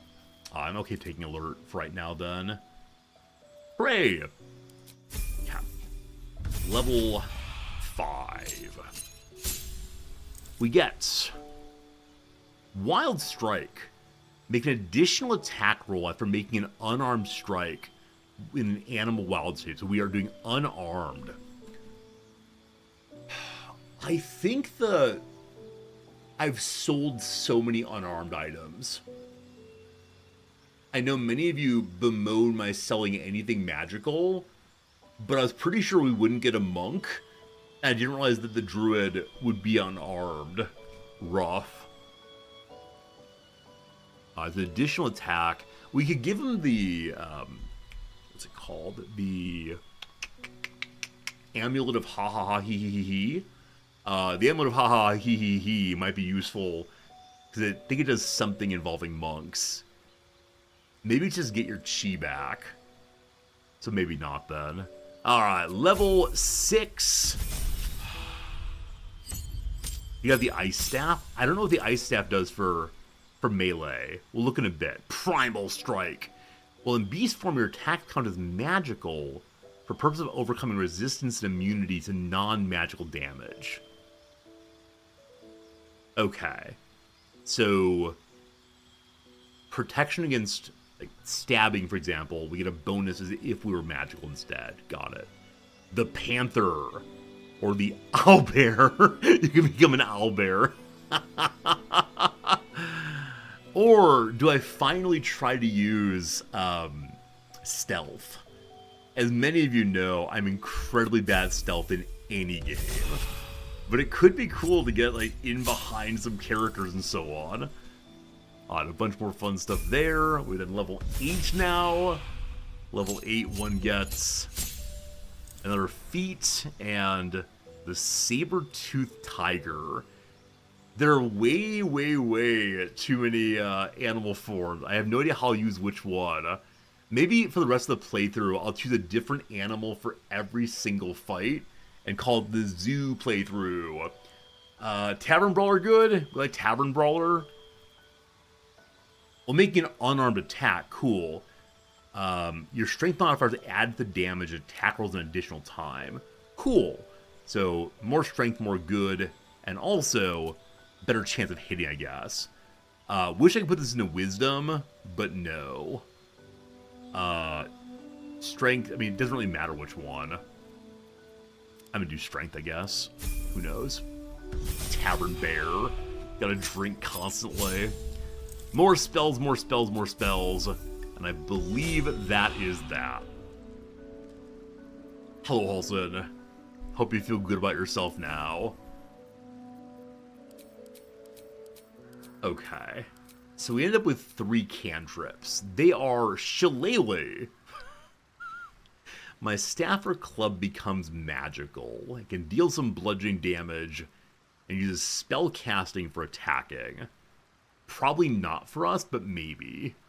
Thorn Whip pulls a creature closer to you. You can't pull huge things. And then Guidance. Okay.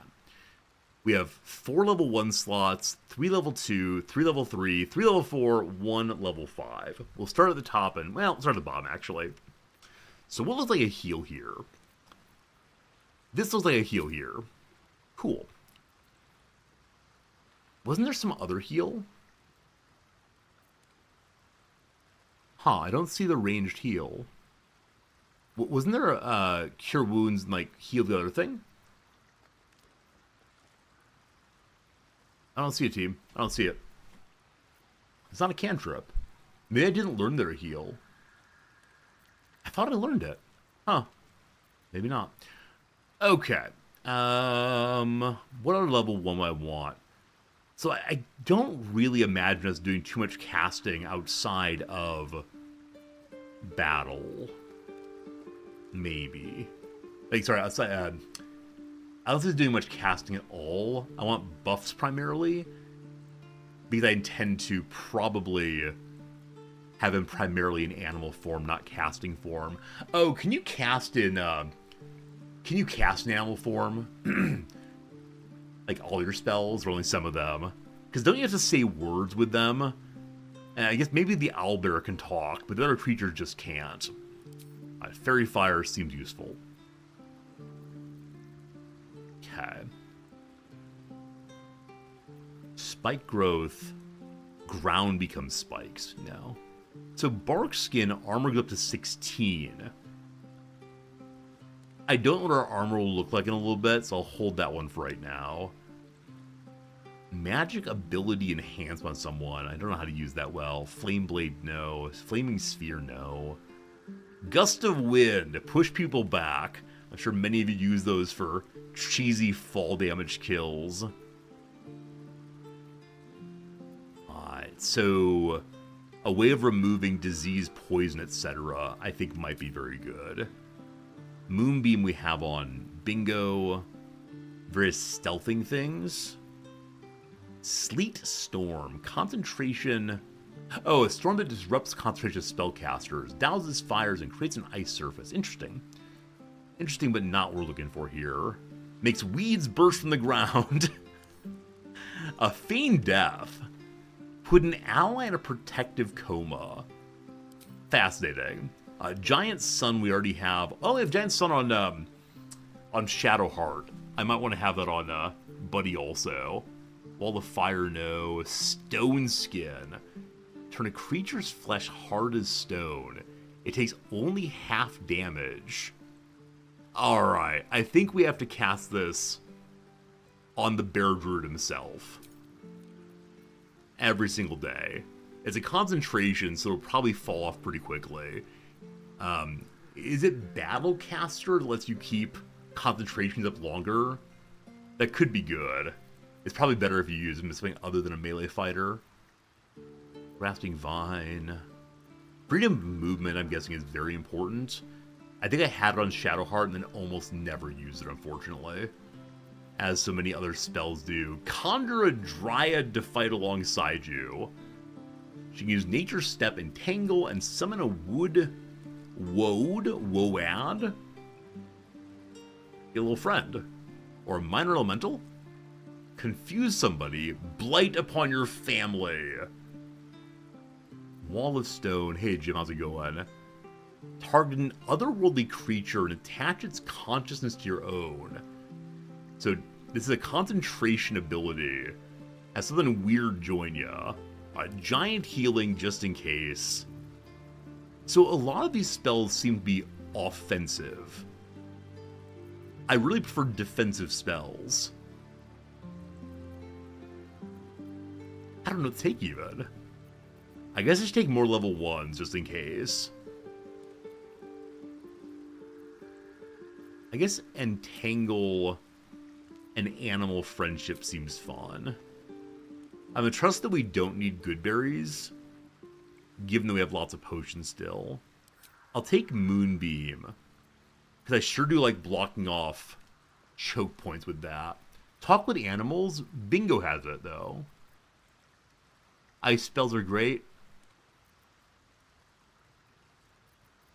So, Ice Knife. I don't know. More level 1s, I suppose. We only have one level 4, one level 5. I can afford like Upcast. Huh. I guess I don't fully understand how to use druids. I never played one in World of Warcraft. It's all very confusing to me. Okay. We got some ice magic. Cool. Can you learn anything else, brother man? I don't say learn anything else. Oh, he can't learn from spellbooks, right? Spellbooks are, for Gale, unfortunately. Cat. Did I sell the ice staff? I did not. I did not indeed. Do we really want him as an ice mage as opposed to being, Bear Druid is for fight? Yes, the old memes are still with me. Bear Druid is for fight, obviously. What comes now? When dealing cold damage, the wielder does an additional 1 cold damage. Dealing cold damage with a spell possibly inflicts chilled. Okay. Okay. Looks nice. Let's get going. I don't know what else I have that might be good for him. This is a bow. That's a bow for being in the shadows. Here's some swords. I think we're gonna have to go. Oh, so this thing here. So Sentient Animal Amulet rather does not give a specific bonus to unarmed. I thought it might. Where it can't be blinded is not terrible. Helldust gloves are weapon attack. Unarmed attacks deal an additional 1 to 4 necrotic damage. Does this count for being in animal form? Unarmed attacks?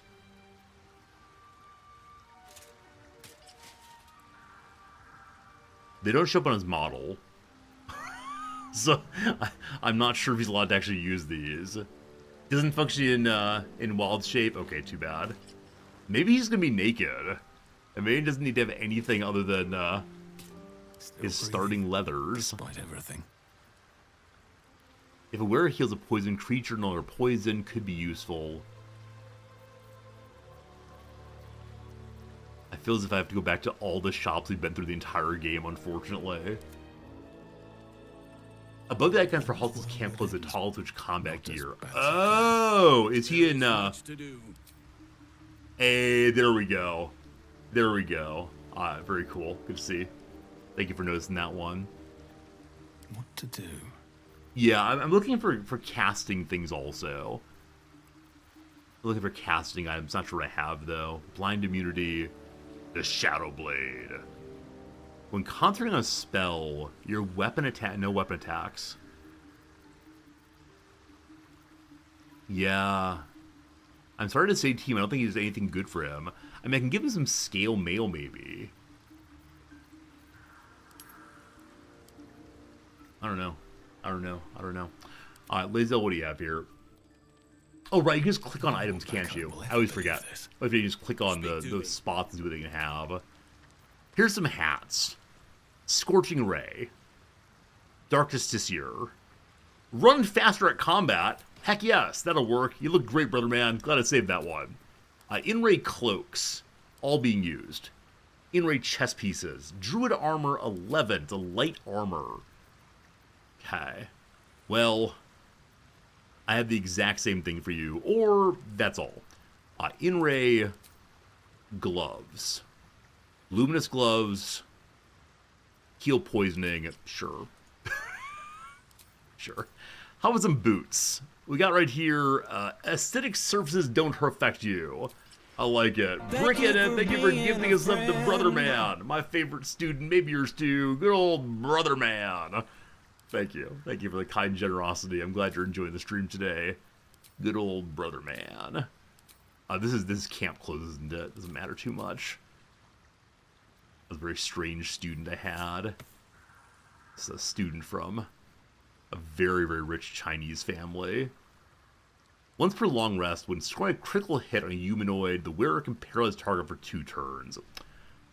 That's something. Something at least. Spare rings. The magic ring is possible. More movement speed might be good.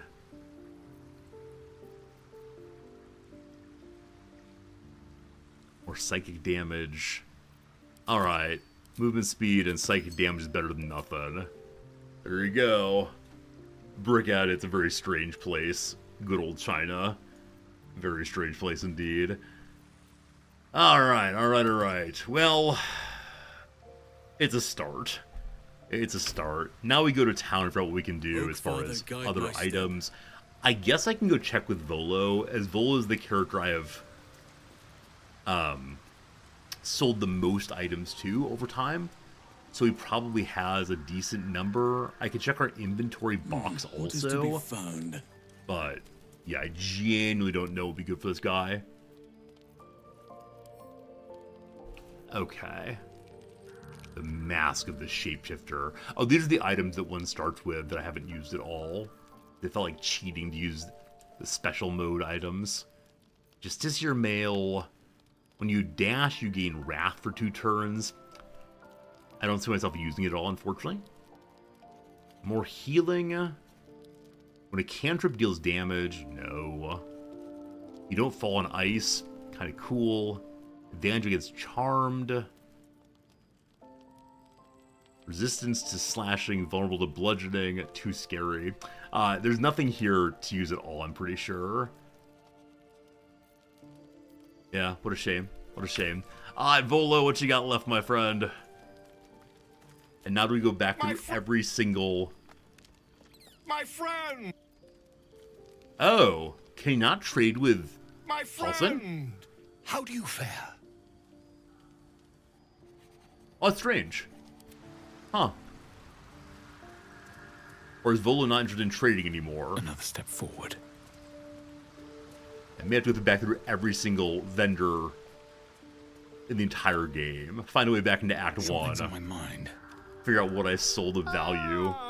Quite the cozy Okay, setup so yeah, you he'll have only talk to here. Bingo about I'll matters just make myself economical. comfortable. Thank you so much. Okay, by type, please. Oh, the auto type on this side, got it. I had some wares. I'm guessing he needs a bow of some sort, just in case. Is that fair? Okay. I have to buy it and then give it over. 3 to 11, 3 to 12.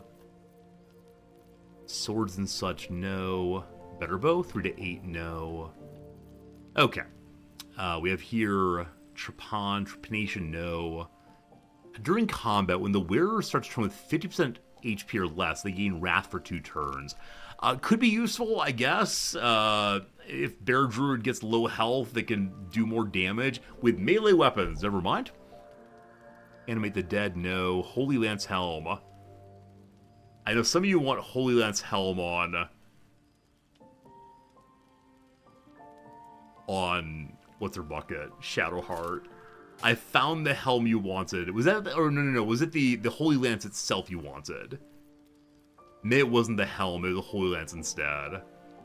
I've forgotten. Forgot what you want. Keen Synergy, probably not. So all the clothes I'm seeing are barbarian clothes. The Drow-studded light armor might be a bonus. More stealth, no. Penumbral armor, stealth stuff. The Oak Father's Embrace. That sounds like something druidy. There you go, we found a druid thing. Oh, Halton can't use crossbows, that's right, he uses normal bows instead. Okay, we found a druid item. When you poison a foe, no.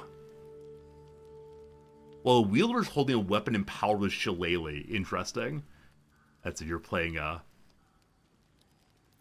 melee druid of some sort. Elemental Infusion. I have way too many items. While shapeshifting or disguising yourself, gain bonuses on all checks. Awesome. Oh, we're finding some good stuff. Find some good stuff here.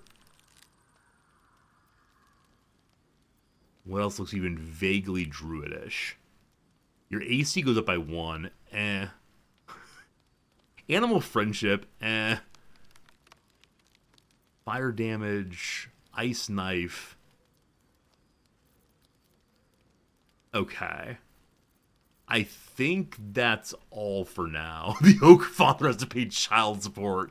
That's absolutely right. Don't you forget it. The Oak Father is not the good guy he claims to be. He's got a lot of oak babies out there. Can't even name all of his oak babies anymore. Amazing. Okay. Cool.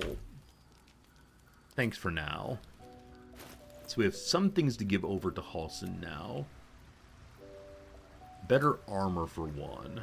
The Oak Fathers. Yes. Do you look more Oakley then?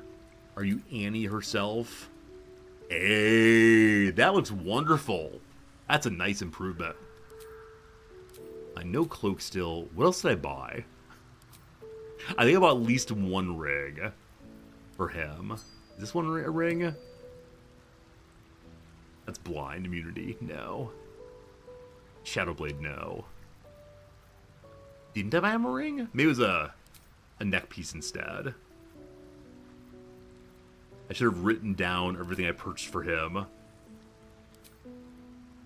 Team, what else did I buy? Were they gloves, maybe?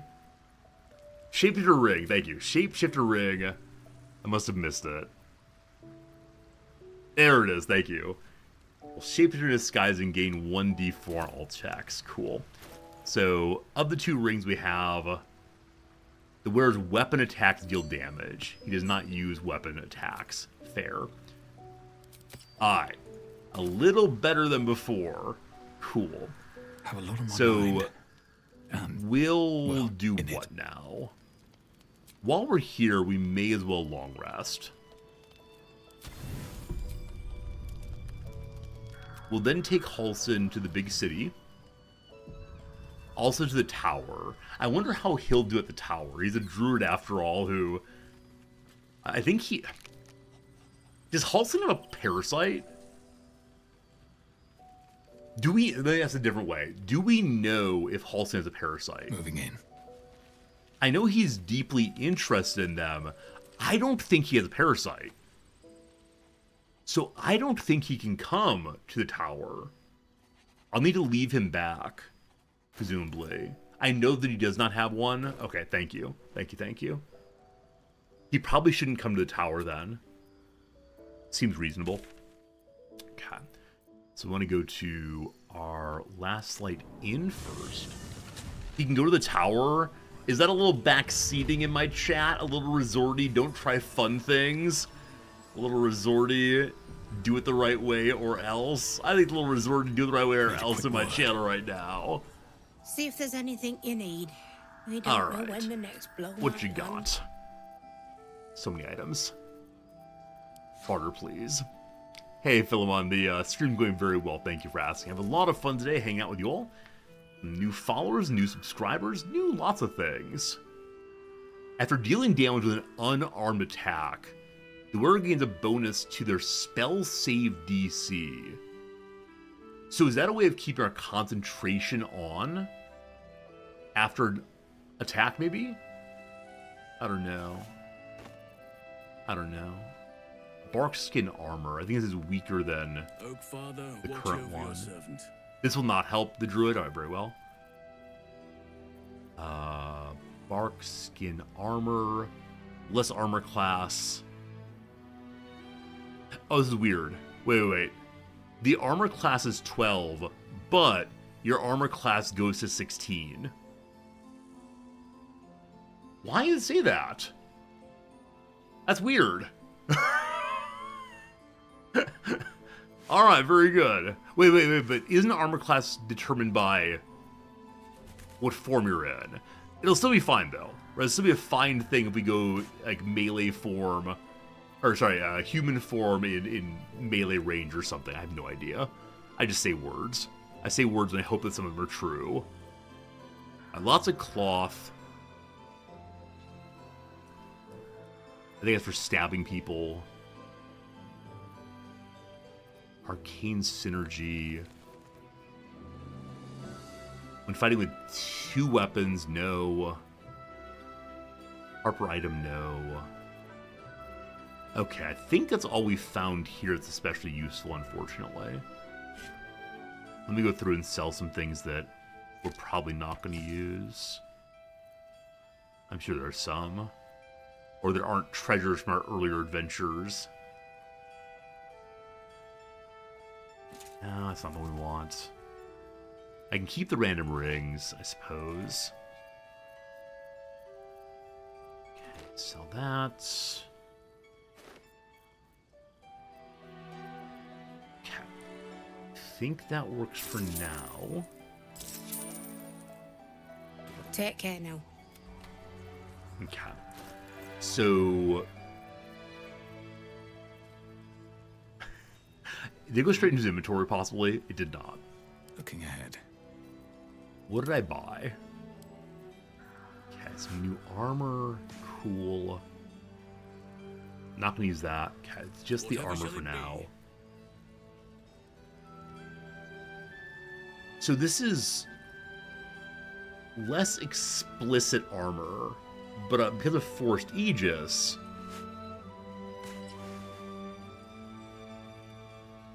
how does this work, team? Why does it declare different ACs? Is it possible for Forced Aegis to be turned off? Like if we're dispelled or something? I know dispel's not a thing. Is it possible for this to function only as its base AC? I don't know. Magic's weird. Is that blood? Magic's never mind. weird. Okay. How much farther can I go? There's a trader inside. That's Daman. Okay, so Daman is the blacksmith. Hello. We haven't buffed yet also. Can't sleep, so I might as well hammer. Alright, show Need me anything? what you got.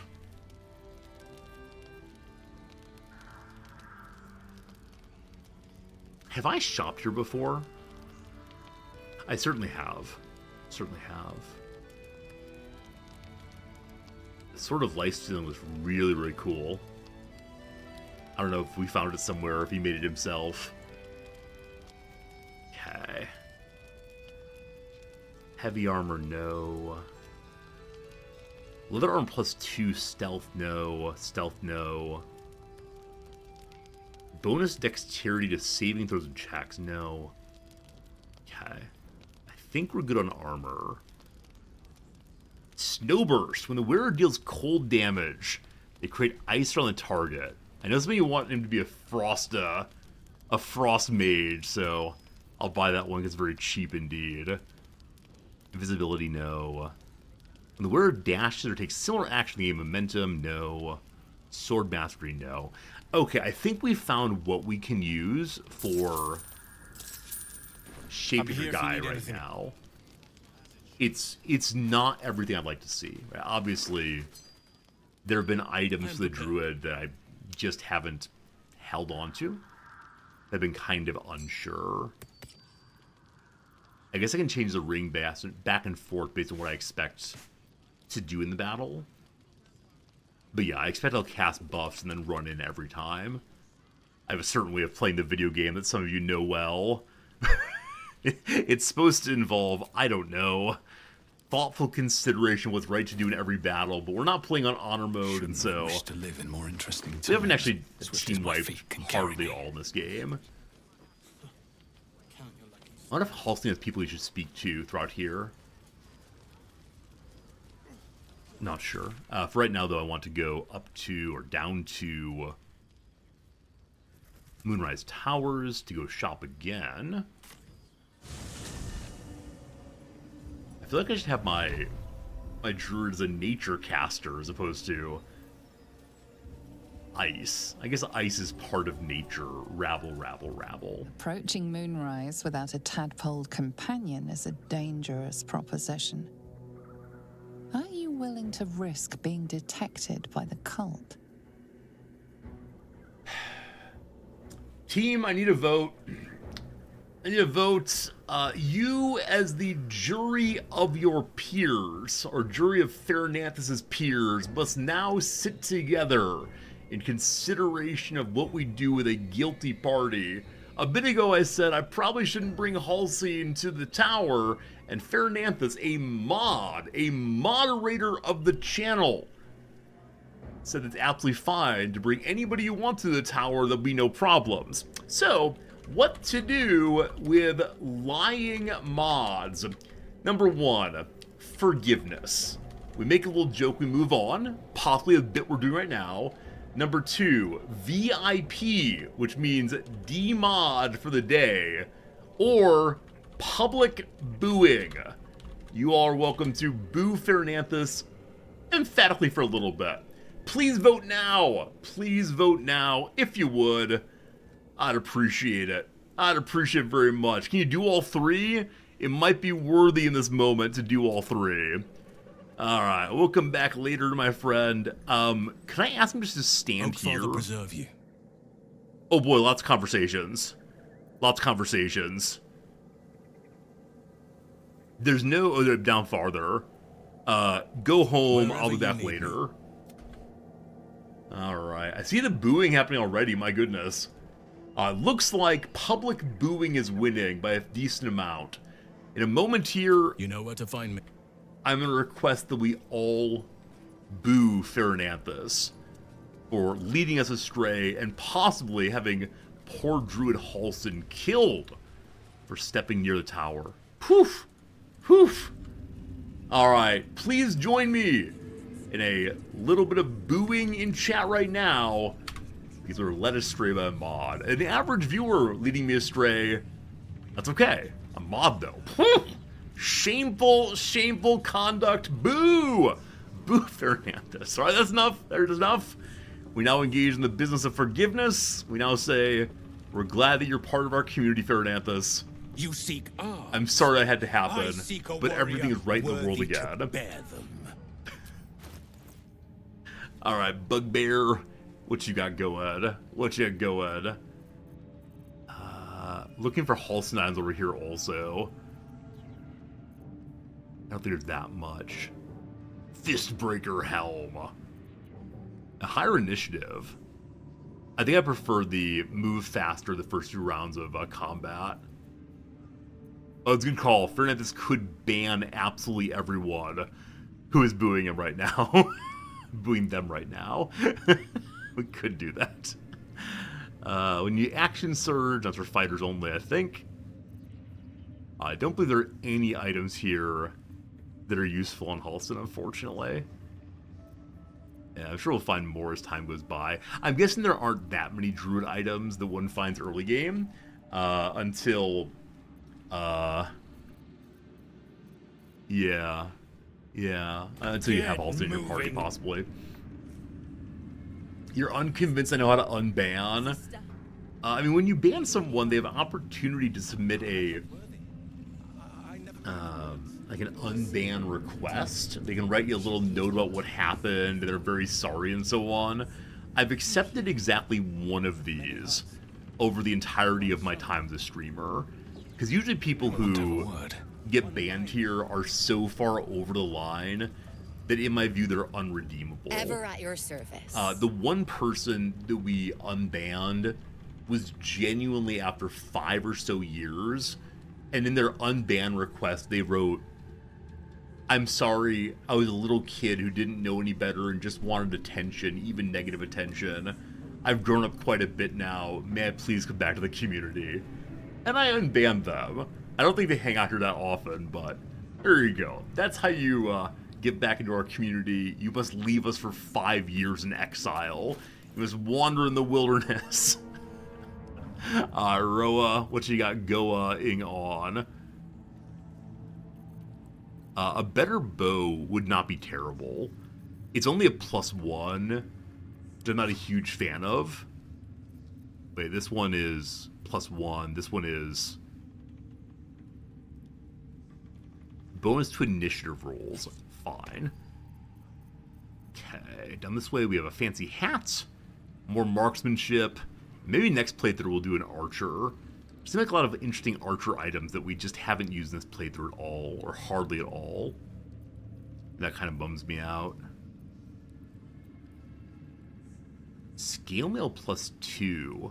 Not very druidy. Poisoner's Ring. The wearer deals thunder. No. No, no, no. The wearer gains a +1 bonus to unarmed attack rolls. Absolutely. We found some good gloves. What's the fancy pink hide armor? Oh, this one right here. Sharpened Snare Curious. Adds full dexterity modifier to armor class. Creatures have disadvantage on saving throws when resisting attacks and spells that inflict restrained. This is good, like crowd control, I guess? Doesn't work while wild shaped. Oh, this doesn't work while wild shaped? Very well. Consider me profoundly annoyed by items sometimes working and sometimes not working. And this. Who did I miss? Isn't there a third traitor here?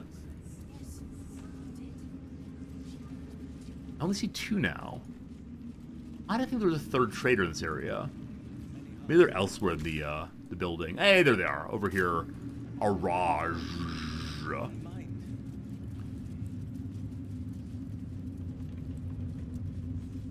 If only I had Halson with me to look at his current items. I could go and grab the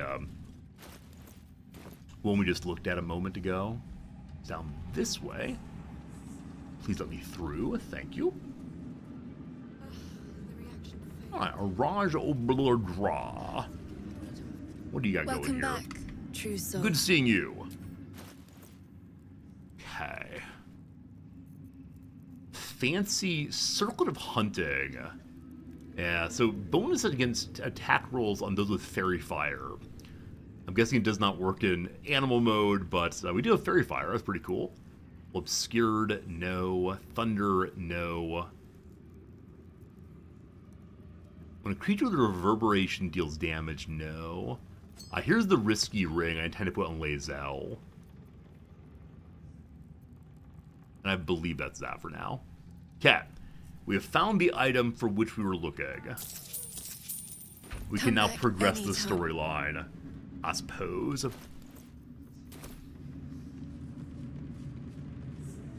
I guess I can grab that armor to compare. We have enough money rolling around right now, I think. We should be able to.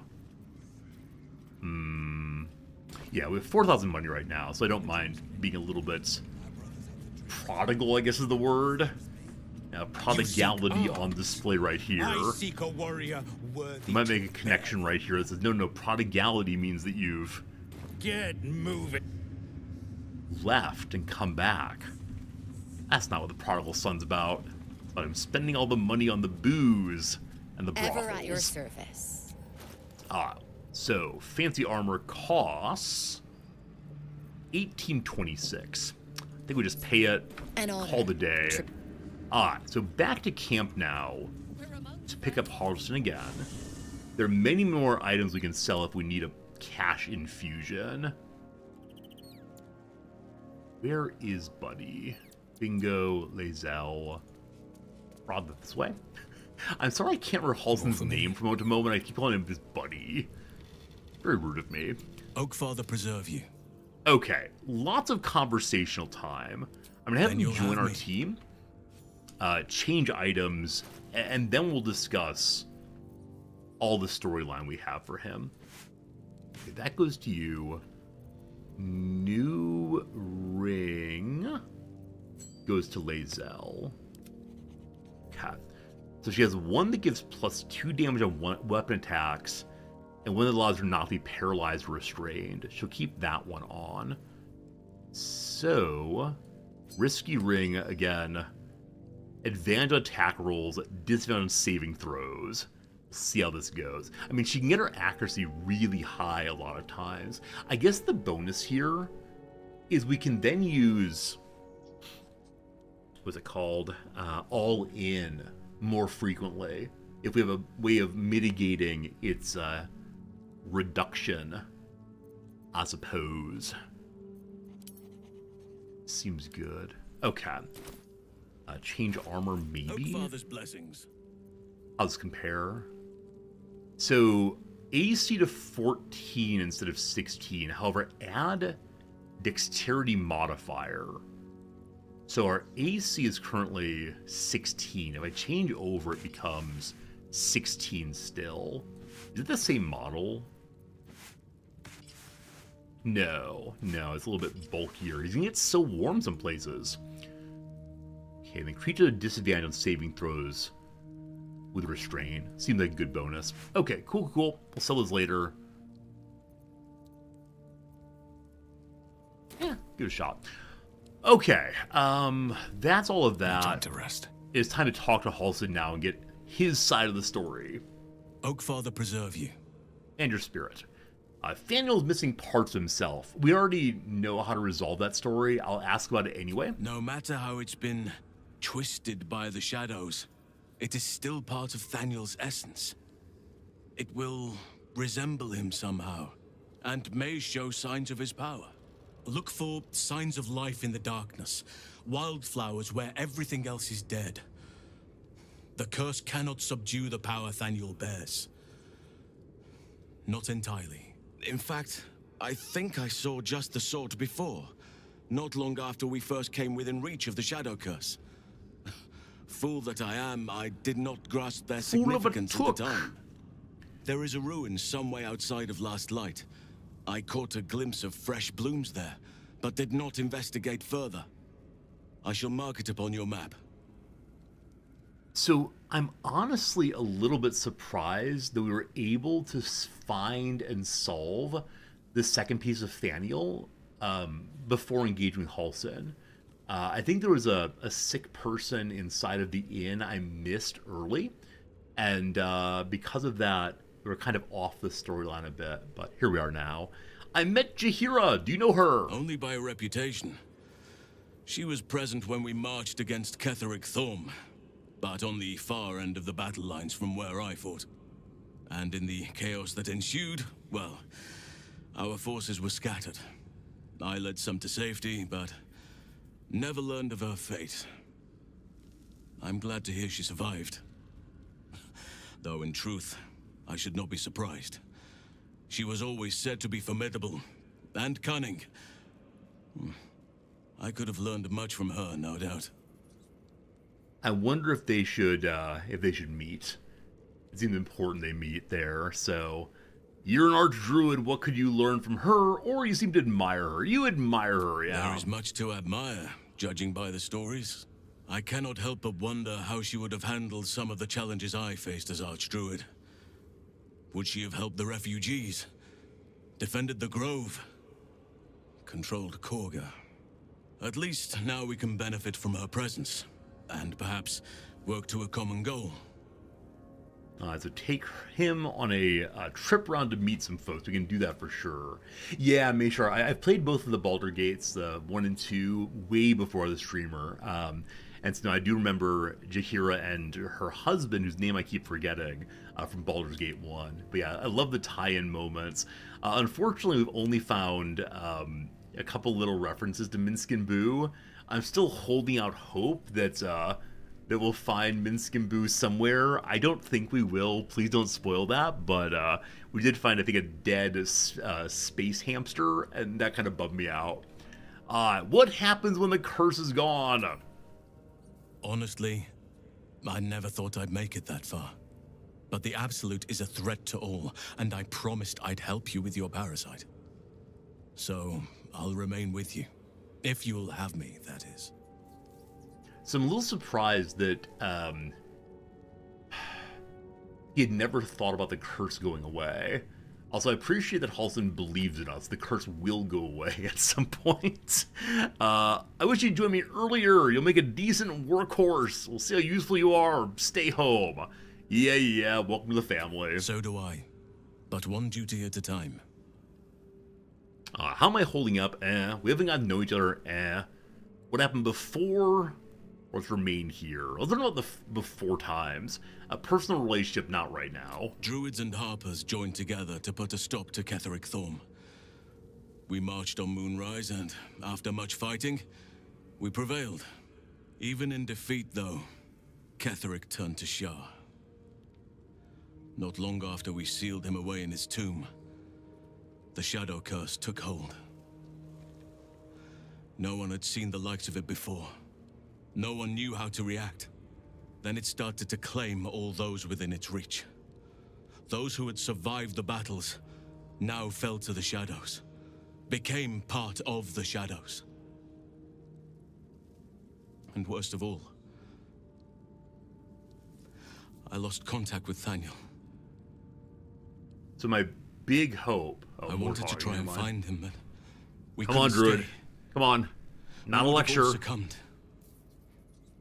When the Archdruid of the Grove, my predecessor, was seized by the curse, I had to lead the survivors to safety. That was my first day as Archdruid. An inauspicious beginning. Sounds hard. Sounds horrible. Alright, so... What was I gonna say about him? He interrupted, I don't remember though. You did what you had to and saved lives, Archdruid. These characters, Jaheira and Halsin here, seem incredibly old.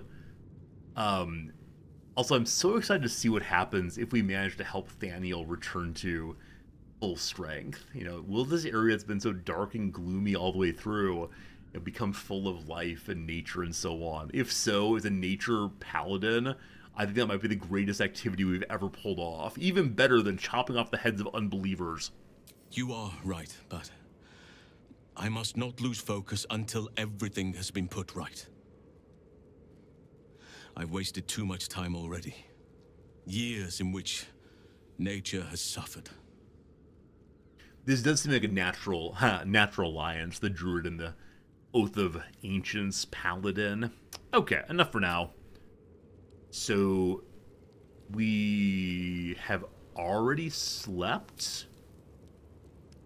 We're going to go to Last Light to talk to Jaheira. Let them be good friends, if possible. Then I don't know what we're going to do. I guess go try to find Oliver.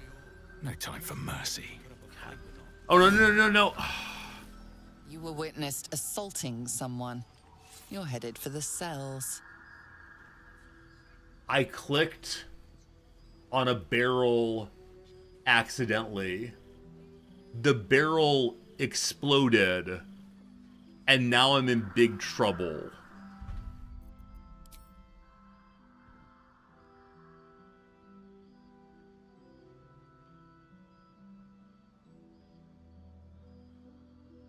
Yeah, whatever. I meant to go destroy them all. I think it's legit to reload, right? It's easy to break. I don't doubt the easy to break out of prison. But we have a negative 20 reputation with everyone. Yeah? Reloading is fine. Okay, I definitely think it is. I wish I would have saved more recently. We have to redo a few things, but yeah. Rep doesn't matter. It matters to me. I want everyone to like me. I'm the hero of mystery and lore.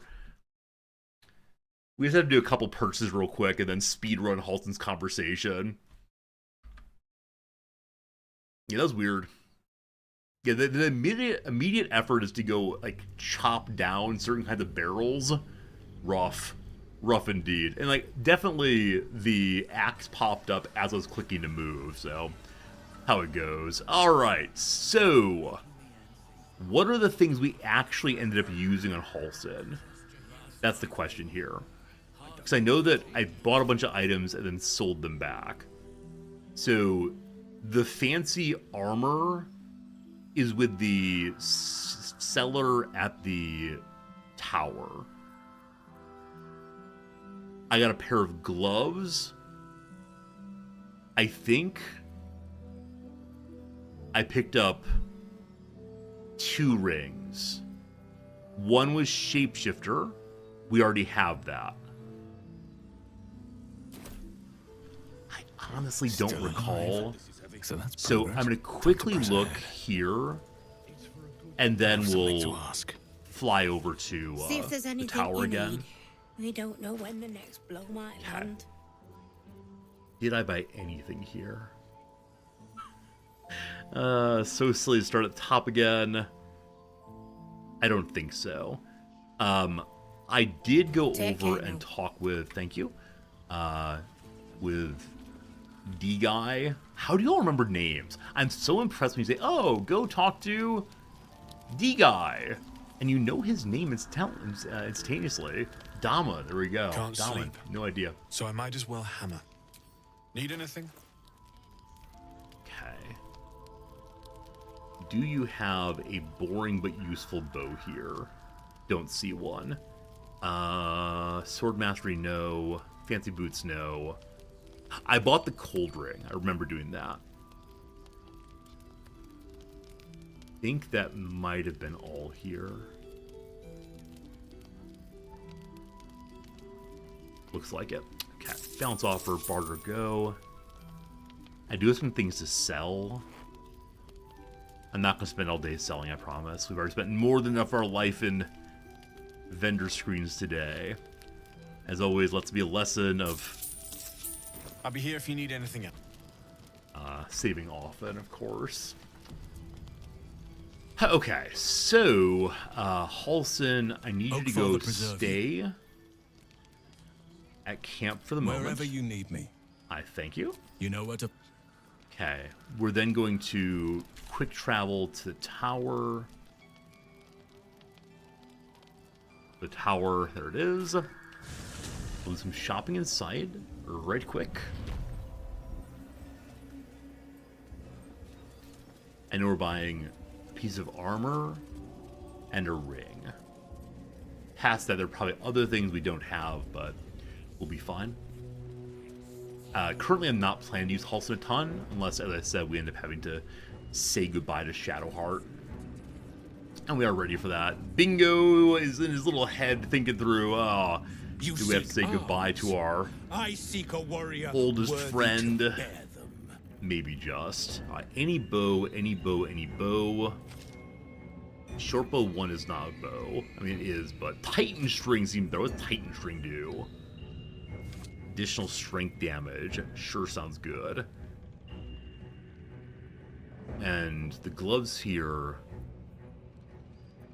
don't think there was anything. Was there? Oh, man. It's been a very long time looking through these, but no, I think we're good. We're gonna have to unmod Shadowheart. We're gonna have to do worse than unmod Shadowheart if it comes to it, Get but moving. we're prepared. We're prepared. Hello. Ever at I know your that service. you have the armor I want for sure. And then was there another item here? Right, I wanted the gloves of crushing, but they actually don't work for my purposes. That's what it was. Bow of awareness to have higher initiative.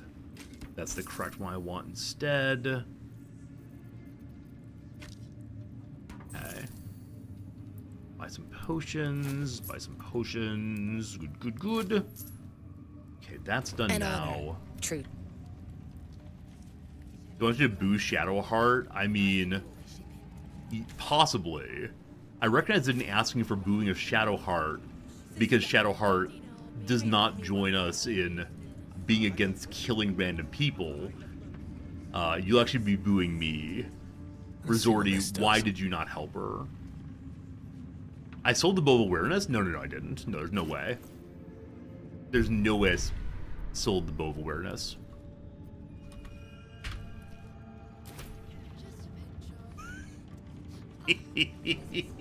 Welcome back, true soul. Very good, very good, very good. Very good, very good. When I say I've never done, what I mean is I've definitely done. Where's your ring? There it is. We're good. Everything's good here. It's all good here, team. Don't you worry. Alright.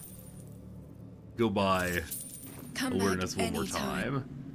time. Alright. Alright. And I realize that when I'm talking about the Shadowheart outcome that I want, I recognize that I'm saying, man, I sure do hope the game has been written with my own personal story in mind, or the story that I want to Ever at your tell. service. Is it possible? And I think that's a kind of a dangerous way of approaching games. Because I recognize that the game can't An be honor. everything I want True. it to be. And I need to just accept that perhaps it's not going to be my perfect idea of how it should be. But we'll see. I'm ready to engage with the story however it comes up. And that'll be cool. Les ailes. I'm saying Bingo knows what Shadowheart wants and she shouldn't decide her own destiny. It's not that she shouldn't decide her own destiny. It's instead that she should consider other possible ways of being in the world. Yeah, she can still make her choice. But I think engaging in, like, attestation, I crave blood. convincing, arguing, is not wrong. Is fine. Maybe it's even good. Who knows? Who knows? But sure, it is possible that I am Can't give up now. limiting what she wants. Define destiny, keep the going. choices we make, comma man. I don't know. It's RP world. I don't know in RP world what anything means, unfortunately. Seems like a good moment to talk. Oakfather preserve you. Okay, boss. Join me Then again, you'll have- please. Pass items over. Awareness bow goes. Armor goes. And I think that might be all I got for you. Afraid so. Yes? Okay. So there he is. Mr. Wonderful himself. It'll do. He's wearing anti-acid boots, poison cleansing gloves, more movement speed, and better shape-shifting. Alright, so I need to give him the cold ring also. Snowburst. There we go. What is needed? Neil Newborn, the voice actor for Asterion, said he didn't believe in any canon for his character. Yeah, that's cool. I mean, I'm always curious how canon works in games that have sequels. You know, they need to have some sense of what's happened in the world. They can't accept all possible choices. So, yeah, if ever there's a Baldur's Gate 4 or a Baldur's Gate story that leads into, or Baldur's Gate story or D&D story that acknowledges this world, there ought to be something canonical. But insofar as the game is self-contained, I think it's absolutely fine to say, man, it's going to have whatever story happening that you happen. Now, of course, the canonical ending for Asterion is he dared approach someone's neck while they were sleeping, and so he died immediately. Right, what now? That's the only acceptable ending for that character. That's my story, and I'm sticking with it. Okay, it is now time to talk with Halcyon. And I'll be speedrunning the Oakfather conversation preserve we you. just did this a bit No ago. matter. Look for. In fact, there is I'm a sure he has room great somewhere voice outside of acting the- only- and in all the way though through. in truth, I should not be. There is. I cannot. At least now we can But- benefit from her presence. You fought the Shadow So, Curse. I'll remain with you. Please So stay do with I. me. But one duty at a time. Druid, What happened before the if- Shadow and it's- Curse? That was my first day as Archdruid. You took are care of your right, people. I must not Boom. lose. All caught up again. Save the game there. Wonderful. Quick sleep. Then talk to Jahira is the hope. And Seems do not simple click enough. on things that explode. I'm a little nervous about our first interactions in the world with Halcyon. If we have to fight with him, I have no idea how to use him yet, unfortunately. So we'll have to figure out how best to do that if we get in a fight with him. There's a possibility we won't fight with him at all, but who knows? Oh no, oh no, oh no, oh no. It's risky to enter Moonrise with an unwelcome. Be sure to keep them close so you can speak on their Didn't mean to behalf do if the this. Alright. Everything's fine. We may have gone to the tower with a character who does not have a parasite, but we got out safely, no problem. Alright. So we quick save now. We'll do the buffing routine, just in case. Like will be done. So Gale, let's stand in the middle and do your striding for everyone. 2, 3, 4. Oh, he's level 5 now. Now 4 is good enough. Get your armor on also. Power of light magic is needed. That's light on yourself. I need a macro for this. Any programs out there feeling like they want to help the old channel?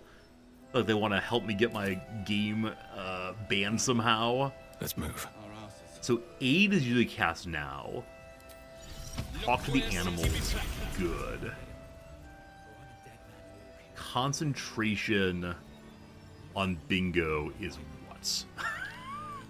I can never decide what concentration I want up, and so I just never put a concentration up as the fact of it.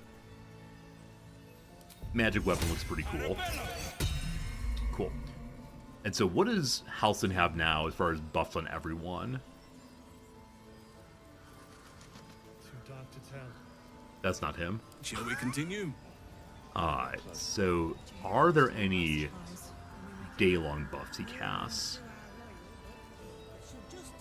I think the answer is no.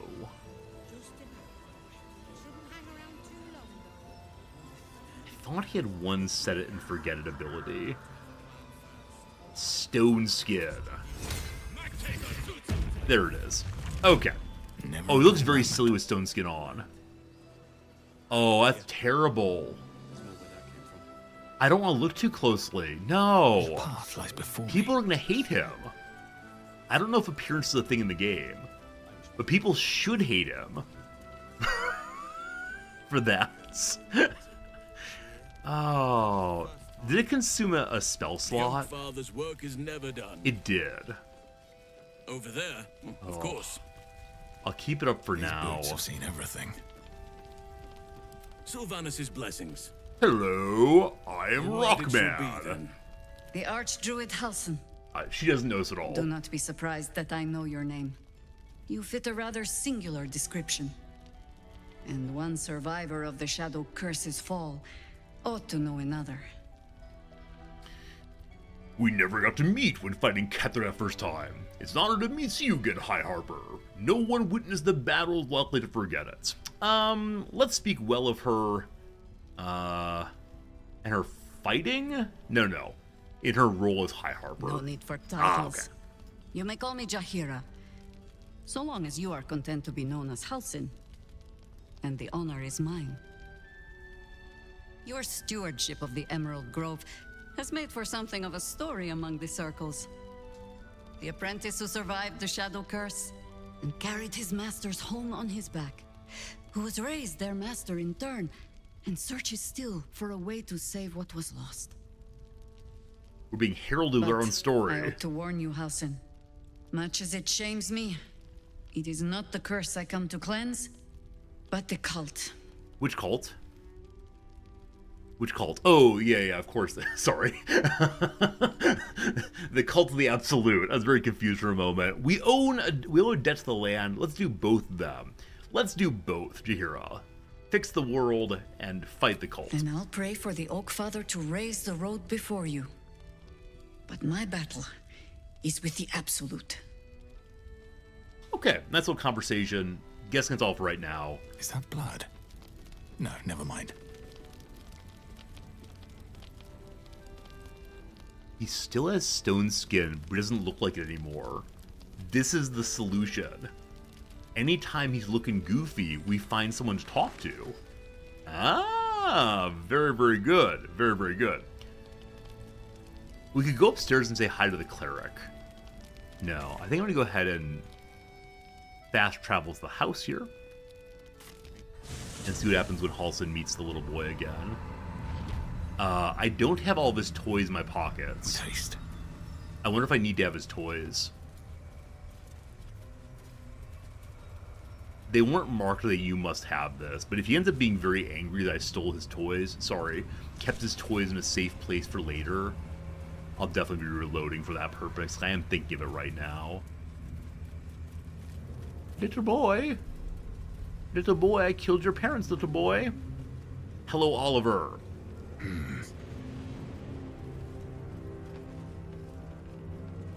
don't know if I should talk with Halsin directly. I expect so. I am here. Very well. Not back to gloat, are you? Nobody likes a bad winner. Though shrouded in shadows, the child's resemblance to Thaniel is unmistakable. This must be his dark half, warped by the curse. I still think you might have tricked me. If you did, I'll figure it out. Alright, we had a fun game with him. Now we can say, I know who you really are, where you really belong. You need to reunite with Thaniel. Is this conversation only possible if one has won in his game? Or if you lose in the game, can you still interact with him because you played with him? Spoil sport. I'm not going back. I like it here. I've made a family for myself. I get to play all the time.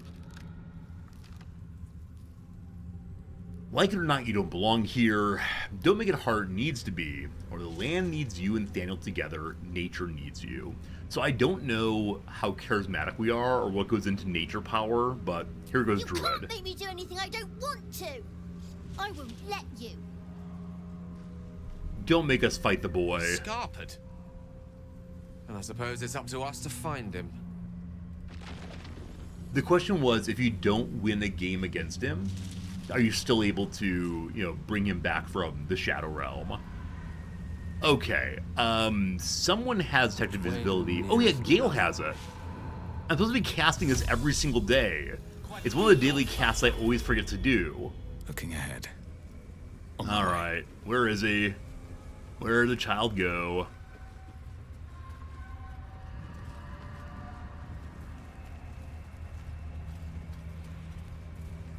I suspect he's still inside of the house, given the yellow is around this area. Oh, the shadow portal. Wait, I missed this entirely. Into the portal.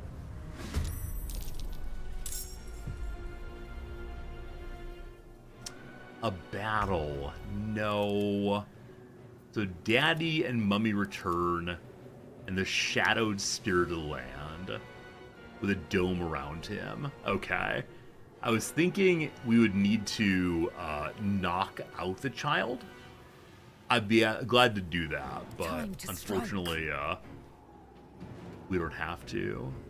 Are you temporarily hostile?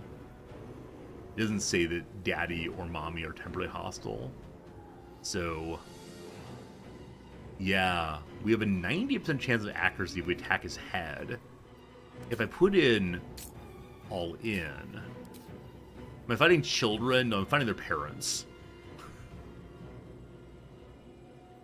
Does Daddy look afraid or spooky?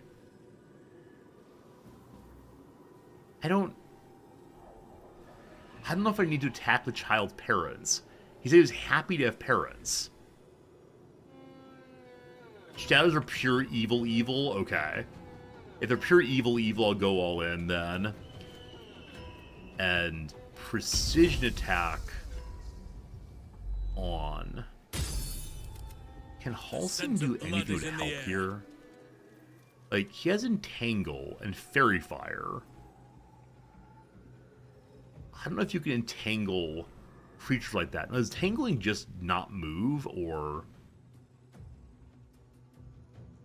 Dexterity saving to the disadvantage.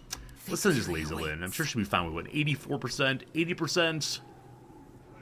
Didn't she have advantage before? There's the advantage. Ba-ba-da-bum, ba-ba-da-ba-bum.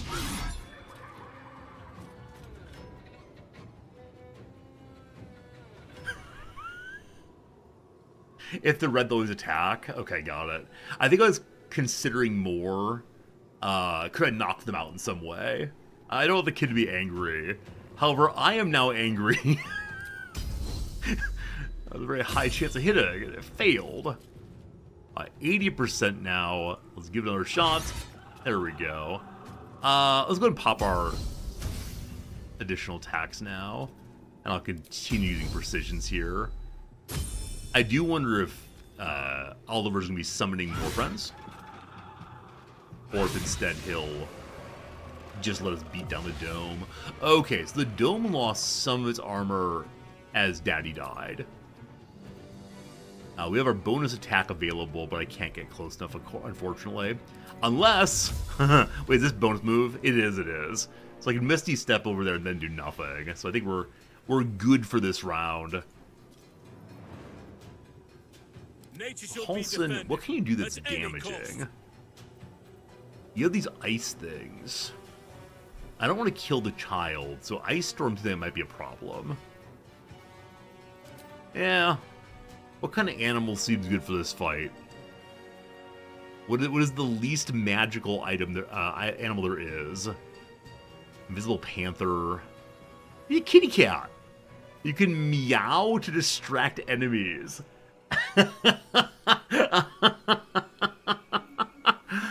Alright, it's going to become this tiger thing. It's crazy that he gets on his tum-tum while humanoid. I think I prefer it if the character is standing up and then falls forward as the animal instead of spreading out on one's chest like that. That was weird. What abilities do I have? Shred Armor, Jugular Strike. Thank you for being a friend. Hey, R squared. Thanks for that ongoing subscription, my friend. 10 months in a row, 35 months in total. R squared, thank you for being a friend and keeping that sub going. Really helped me play the video games and hang out with you all the way. Very cool of you. So generous indeed. Alright, guaranteed hit here. Can't be knocked down now.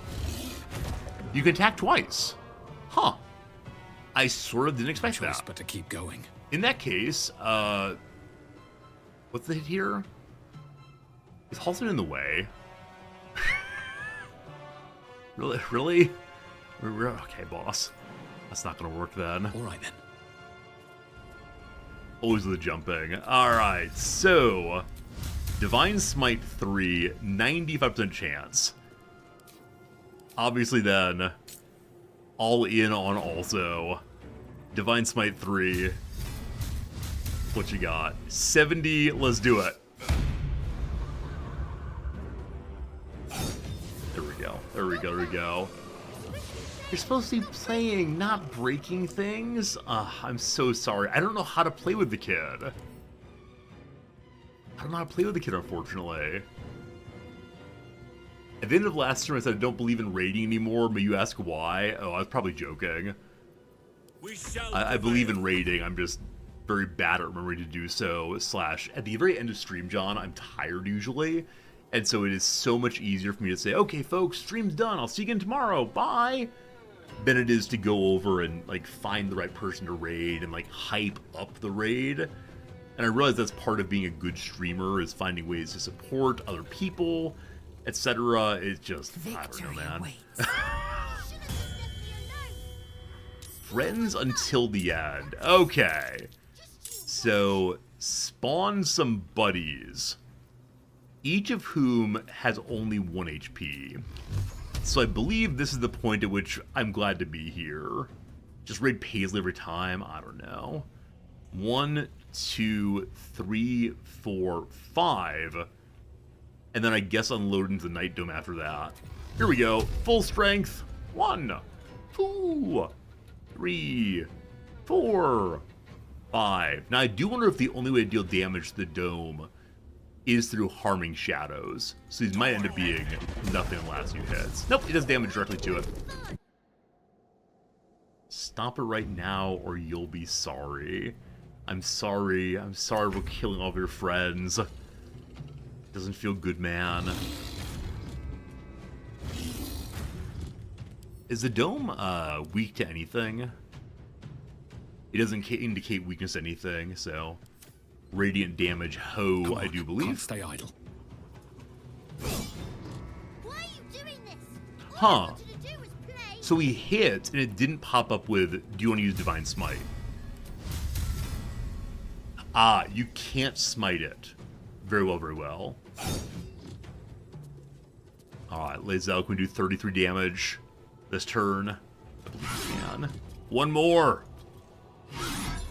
Hello, child! Why couldn't you just leave me Okay. alone? I didn't want to Why fight can't I him. just stay here playing? I had everything I've ever wanted, right here. And you've ruined it. I'm not leaving. You can't make me. Be gentle. He's much more than a child. But he doesn't truly know that. Animal form, very, very silly when it comes to conversations. You don't have to leave. All you need to do is lend Thaniel your strength. You're a thieving shadow. No. You have what you want, but not what you need. Thaniel, he's your friend, your kin, you. People are dying for the sake of your fun, or Halsin, you talk to him. I kind of want to have Halsin have the conversation.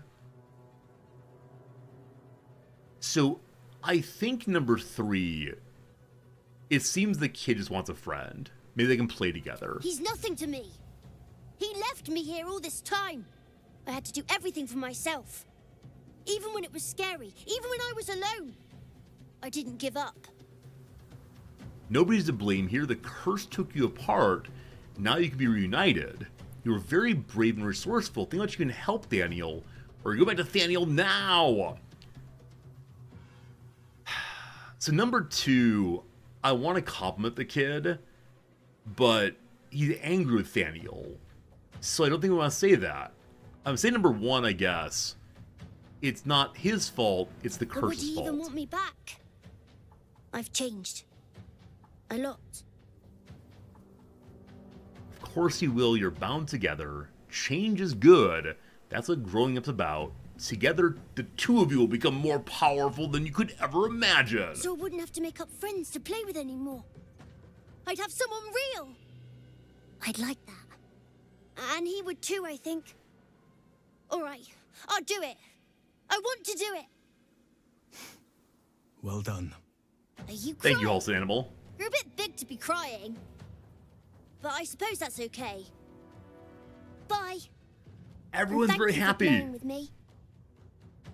You're welcome, kiddo. I wish I could see this. It's done, at last. Soon the land will be unshrouded. We should return to Thaniel when we can. Alright, so Halsin was so delighted that he had a little cry. That's nice. That's nice. Good job, buddy. Please return to I'm normal ready. Whatever form, may you come. absolute freak. Sorry to be rude, but come on. Where's the go back to human form button? Oh. Hide, dash, shred, disengage. Hey, there it is. Okay. There we go, there we go. Kind of want to turn into a kitty cat and just go purr at people. I've got a So he said we long should road visit ahead. Thaniel occasionally. I'm guessing he's back at camp, and we should have that conversation. Now, the claim was the shadow curse is going to lift because Thaniel's been healed. That'd be really cool to see. And I wonder, will the trees come back to normal form, or will it just be, ruinous, but at least not shadowed through and through? We'll see. Okay, so back to town we go. And I think we pick up Shadowheart and head into the temple again. Very well. Is Thaniel actually here? Halston's calling for us, I believe. Oh, right, because half-dead Thaniel's over there. Or half-dead, yeah, half-dead Thaniel. The spirit of nature. Yeah, but once we go into the last portion of Shadowheart Depths, something will change irredeemably. So I'll make sure I get everything done before we go do The that. druid Halsin spoke to me while I was sleeping. He spoke of you. Said that you fought shadow and spite to restore me. 100 years of sickness almost Oh, ended. cutie. I feel every root that riddles the earth beginning to unfold. But there is one anchor, still holding the shadows in place. The soul that brought it into being, for the land to heal. Ketheric Thorm must die. I thought he was really cute until he started yelling about Ketheric Thorm dying.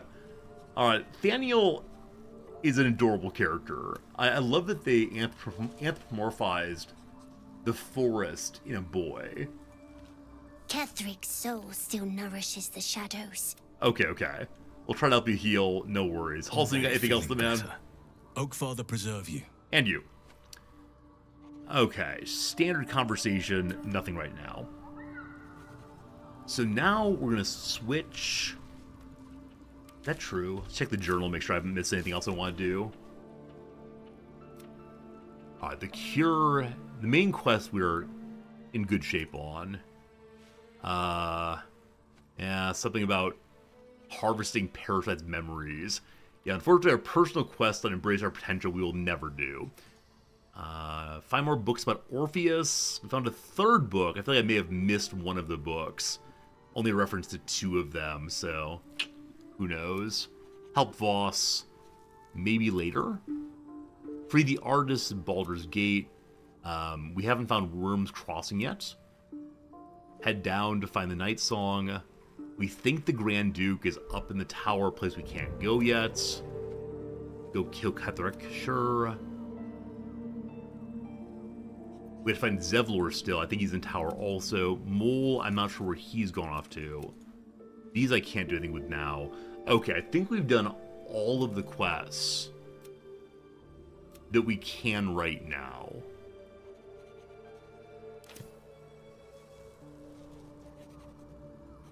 Yeah. So I think it's time to head back to the Shar's Temple one more time. That seems like what we're going to do here. I feel like I should probably leave some stuff behind most likely. I'm carrying a tremendous number of items that are giving us more weight than we need. So we'll see what happens here. Okay. Yeah, all these random weapons that I've been carrying around for roleplay reasons, I think you need to go live in the box now. I need to look at Shadowheart's helm and the Holy Lance helm. Unfortunately, I don't have... I don't have the lance. We could probably watch the VOD to determine where on Earth I lost the lance. Where, I'm not quite sure. We're under 100 carry right now. That's pretty good. I can still go back to the forge and make a masterwork. Moker, I think we've made 2 of them already. Yeah, I think we made 2 of them. Hey, Grubzilla, hope you enjoyed the Wrexham match earlier. Yeah, we made the Adamantine splint armor. And then on Shadowheart, we made the shield, I believe. So we've made 2 items of the masterwork plays. I think that's all it is. You missed it? No problem, Grubzilla. Good seeing you. Okay. Yeah, ripe with magic. That's enough organization for now. I got excited about it for a moment and not anymore. Yeah, I know there are many other items I could have chosen to make at the forge by Piglet Picks. Oh, a different one, not the Grim Forge. Go to a forge and make the masterwork. Oh, the masterwork requires you to take a piece of bark off the giant tree. And I refuse to do that. We're a paladin of nature. So we will not be doing that. I need a moment for the 2 of us. Paladin nature, no ripping these off trees. She wishes for Kethric's Thorn to be punished. Your dance card is full. Okay. Lead the Shadowheart's with us again. We are now heading down to Charville. Did I get anything new for her while it's gone? I'm pretty sure the answer is no. Oh, except for maybe her hat. So bonus to spell save DC while threatened. Can't give up now. Or can't afford to stay idle. Initial impression on Risky Ring? I'm not sure. Yeah, she's done some damage. We haven't had any attacks against us, but we haven't fought any really hard characters. Creatures who miss attack rolls take radiant damage and a constitution bonus. Sure. I'll give her that. Additionally, a warrior of the light. I am somewhat wishing that I'd romanced her, but That's not the way of the playthrough. Alright, we quick save. We go down to the verge of the shadows. Yeah, there it is. Breathe deep and move. It is time for the big buffs of the day. Once again with the aid, maybe the last aid we ever get. She needs to have Strider on her also. Have I played Dragon Age Origins? I do not know, unfortunately. More interesting times. I know I've played Divinity Original Sins 2 for a little bit. Direct me. It's true. Gale could get level 5 back. Thank you for thinking of that, my friend. Thank you for being a friend. Co-Karsten, thank you very much indeed. Or K.O. Karsten if you're Irish. Thank you for the Prime sub. I'm glad you're enjoying hanging out today. Absolutely fantastically cool to have you with us. Okay. Very good, very good, very good. We have an ad break in just a bit here. No one back I'm home considering taking the ad break and then going in, so as not to break it up. Yeah. Yeah. Yeah. Yeah, let's do that. Friends, it's time for the once an hour 3-minute ad break. I'm going to run AFK for my once a day AFK break.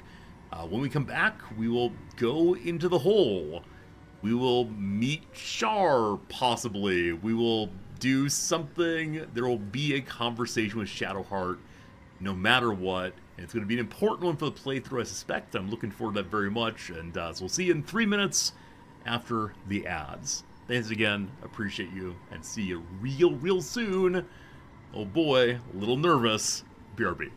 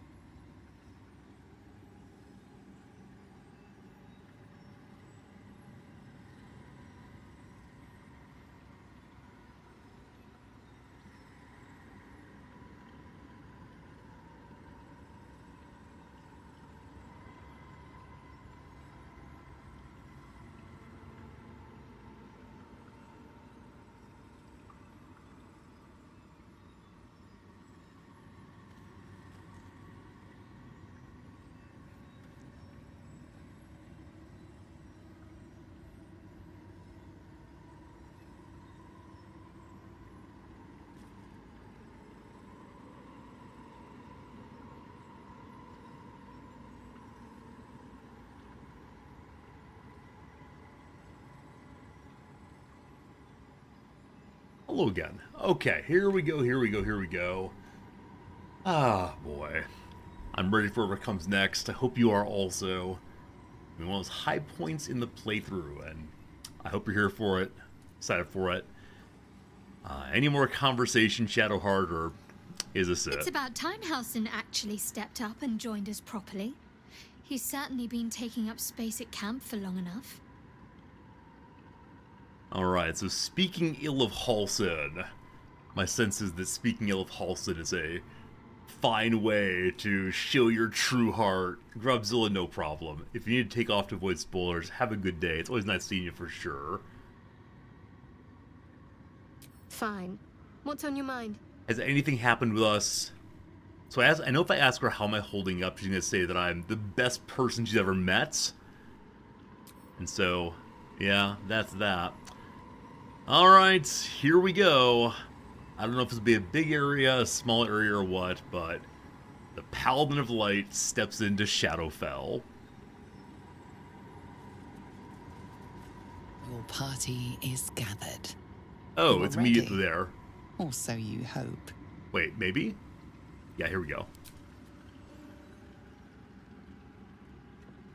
I hope I have an oxygen mask.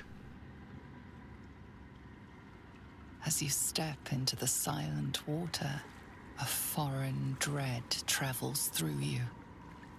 Oh, should I have sent Shadowheart in Curls solo? its way up your leg, squeezing tight. What did I do?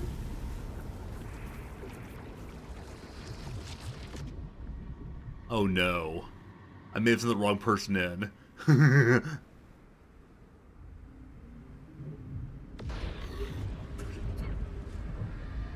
Are our friends here?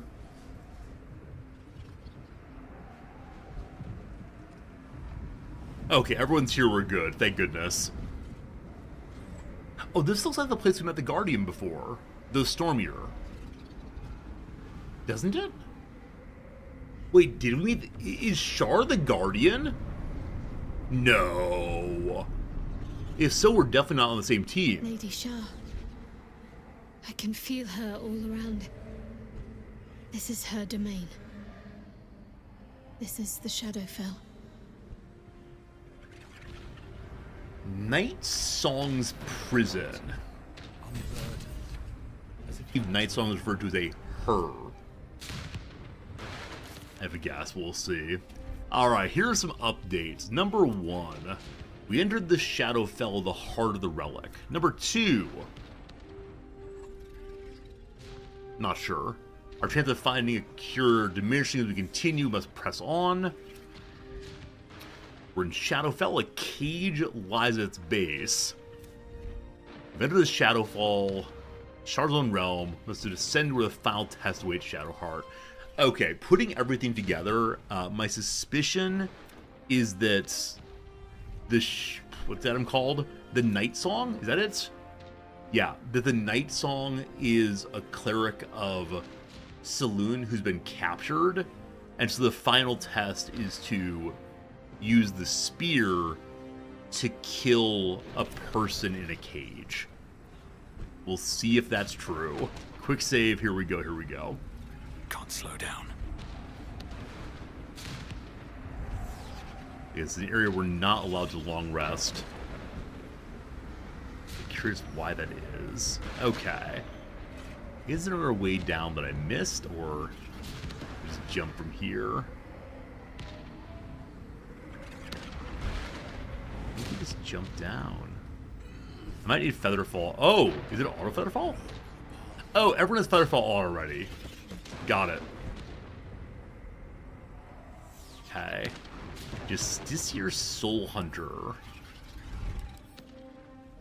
Now, I believe that you are just evil. However, for the sake of not causing problems for our friend, Shadowheart is crying out her words of loyalty.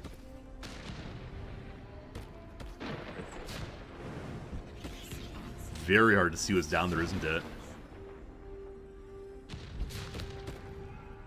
I wonder if there are different paths down. No, you can't jump that side, you can jump this side. I also wonder why jumping is done here. Like, what about the, look upon her, descend to her, kill her? You sure, fam? Whatever it is, save it. Whatever it is, save it for now. Alright. Shadowheart, you get to lead. It's your special place.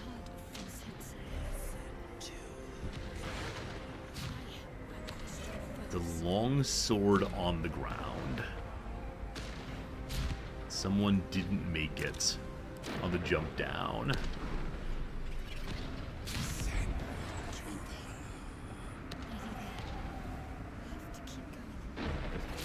Okay, so there's something and then a path up. Oh, I'm smiling in anticipation. I feel like excited and worried and happy all at the same time. Now, the happiness might become sadness in just a moment here. I am ready for that. So, I think this is in, like, some moment of accomplishment. We spent a lot of time trying to get to this place for Shadowheart. And so, if nothing else, we accomplished her goal. Okay, so, yeah. Night Song is a level 8 Aasimar. I don't know what that is. Let's see. Endowed with the divine lineage, Aasimar represent the physical and mental experience of other mortal creatures elevated. In the long uncertain night of Faerunian life, they burn like pale inspiring torches. So they're demigods, I guess? Cannot be diseased.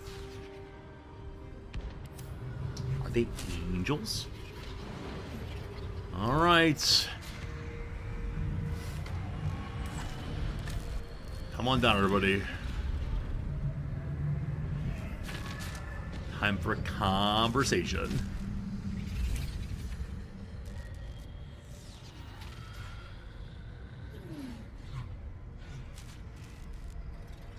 I have felt you coming.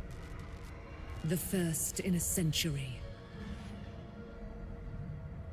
You, who have come to seek the praise of your wicked goddess. You, who have come to drive a dagger through my heart.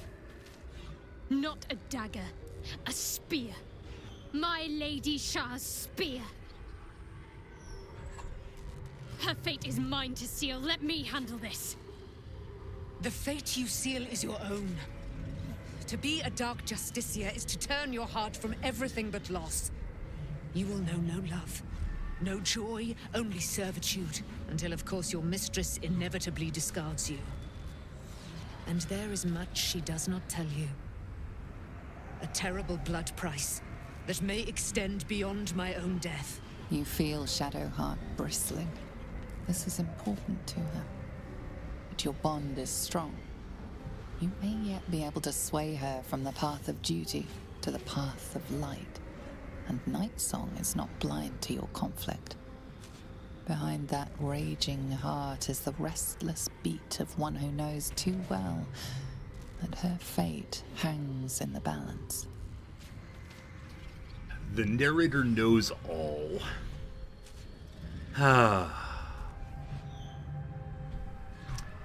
We're pretty close friends, maybe even the best of friends.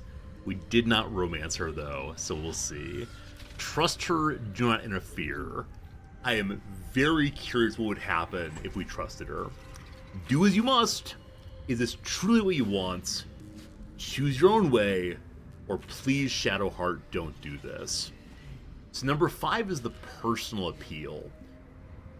I want to ask number 3. I want to start the Socratic conversation, of course, and help walk her back from her current misguided beliefs. But unfortunately in this game, so often you only get one answer and then it's over. So if I say, is this truly what you want, and she whips out the spear and stabs immediately, that makes me very, very sad. So we're going to lead on friendship and talk about how if you turn your back on your friends, that means turn your back on everything that we've had so far. Please, Shadowheart, don't do this. If I have to step over your corpse to fulfill what Lady Shah asks of me, so be it. Your choice.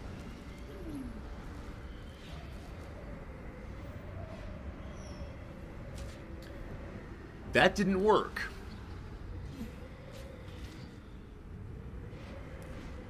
My heart begins to crumble.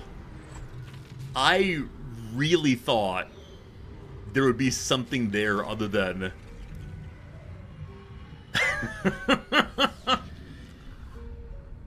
Oh, man. I wonder if a different choice would have done differently. I didn't want to fight. I wanted you to see reason. A foolish notion, clearly.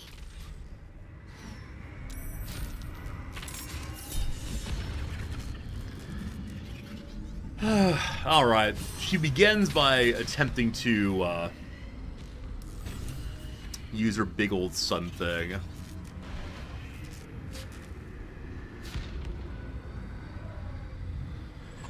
Yeah, I really thought there'd be more to it. Like, really and sincerely, I thought there'd be a conversation to have other than, please listen to me, no, I'll kill you.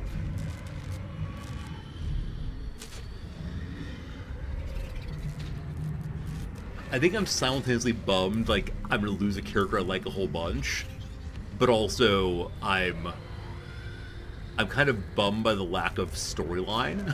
So, we'll play it out. I said I would not reload for story-based reasons. I would only reload when my character did something I did not intend to do. Yeah, like running and hitting a barrel, I'll reload for that, but yeah. Alright, we're gonna burn the big counter spell to stop that. It feels bad. There could be a lot more of my choice led where I am. Yeah, I guess so. I guess so. Yeah.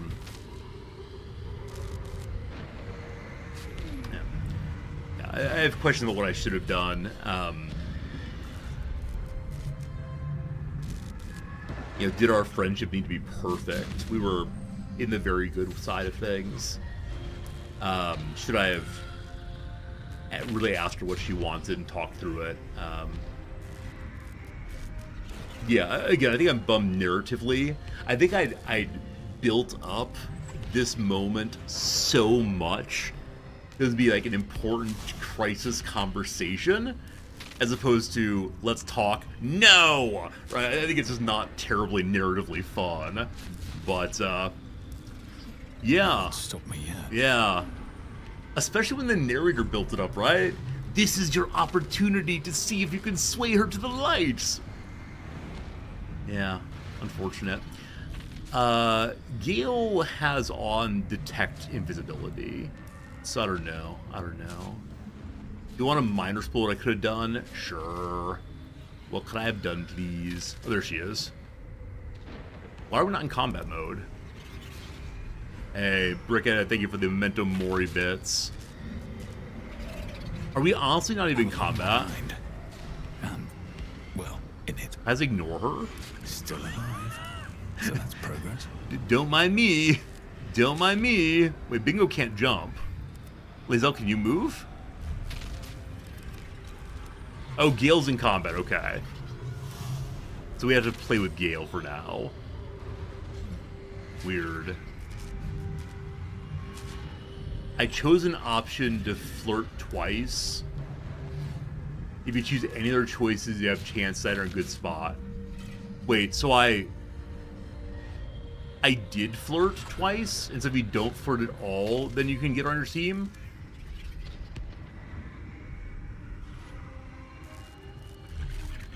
I don't recall flirting with her. I recall saying over and over again that I wanted to have a good friendship time. Well, here we go. I didn't mean to flirt. Okay. Oh, very well. I can't select anybody right now other than Bingo. And Bingo is unable to move.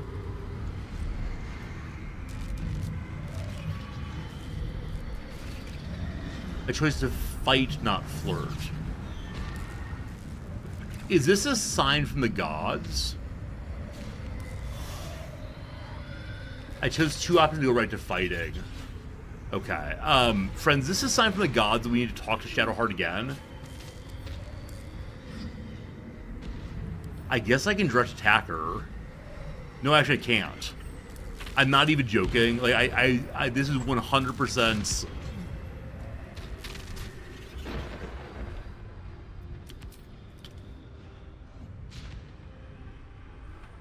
Bizarre. I was ready to go with it, I swear.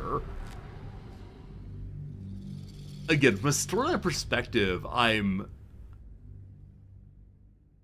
bummed there wasn't more conversation. I'm still bummed by that. Like, no persuasion check or please. I think he said please, right? He said please. Don't do this. That's like, being oh man, okay, whatever. You'll be hearing me say this for a while now. That my canonical choice. I went well, then we fight. Because wasn't it like, go ahead and do it? I don't know. Yeah, we're gonna do that again. I'm trying to understand. I'm trying to understand what I did wrong. It's fine. I'm not the designer. I'm the player. I'm having a good time. That's what counts. Etc. etc. I don't know. There's more than what you say. Yeah, you're absolutely right. I guess I'll read the ones I said again and like try to understand what the like antagonistic element there is. Huh. The gifting quizzer all said please. All right, maybe please is a triggering word for old Shadowheart. Like, had the dialogue said like, no time to waste. I am now going to kill you. Here's my sword. I am now going to kill you. I understand why that was saying fight. I definitely get that. Regardless, it doesn't really matter. Hello, Night Song. Good seeing you. I have felt you. Not a... Her fate is... The fate you... Until, of course, You feel, and Night Song is Narrator not says kind to things your are happening. Behind Go, that nerder, go. raging heart is the restless beat of one who knows too well that her fate hangs in the balance. So, yeah. Should I always assume that the bottom option is hostile? Because usually when there is like, go ahead and attack, it is at the bottom there. Also, why can't I trade with Night Song? She obviously has things to trade. I will trust Shadowheart. Well. What's that I sense? A spear intended for my heart? Empowered by your goddess, I. Empowered to kill the child of a god. Do you know what I am, little assassin? For I know you. A lost child.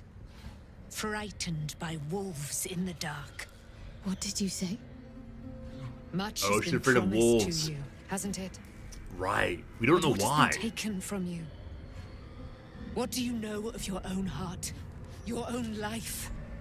I sense more in you than you know. Whatever you think you know of me won't matter once I become who I'm meant to be.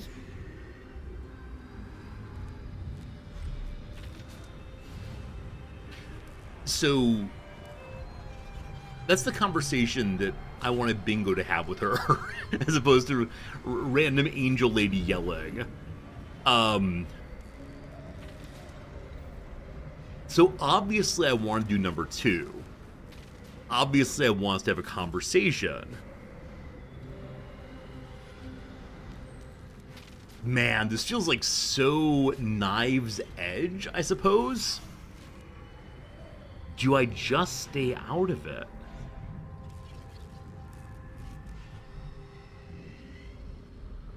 Is the persuasion roll going to be like 45? All right, we trust our friend.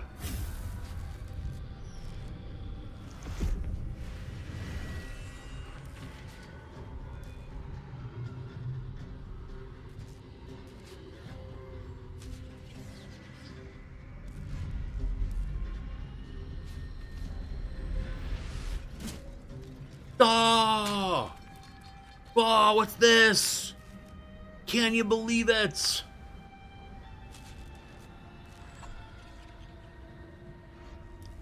She makes good choices. I can't believe I just did that. Lady Shah will disown me. What will happen to me? Not what will happen. What will you do? Your past is not yet lost. Your future is not yet fixed. Lay a hand on me in friendship, not quite Sharon. And I will fight the battle that has been waiting for me this last century. Then, oh then, we will have much to discuss.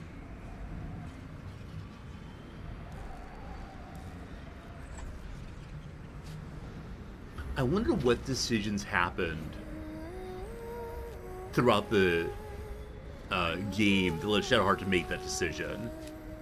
Is it just how much she likes Bingo? Strange. What fight is she having? Our Lady of Silver, hear me. She who guides the Moon Maiden Selûne, mother of the so-called Night Song. The Night Song is no more! Whoa! Where are we going?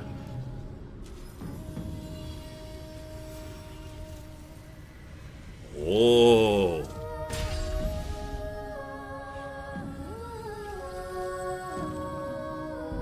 Is this Miss Marvel?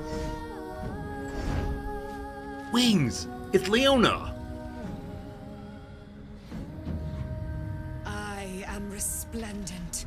Hello. You have given me a great gift, little warrior. Don't you find it oh so curious that you would spurn your dark lady? Perhaps you feel a stirring of the truth already. But that will come later. There is a battle yet to be fought. You have done what we feared was impossible. You have released me from a century of sorrow. Your power is great. So too must be your weapon. You must choose what you will wield. And the Moon Maiden will provide. Thus I have said. Thus will it be so. Are you ready? Are we killing a goddess now? Oh boy. So it looks like we're gonna have a weapon other than the giant sun mace. I'm not sure what that'll be exactly.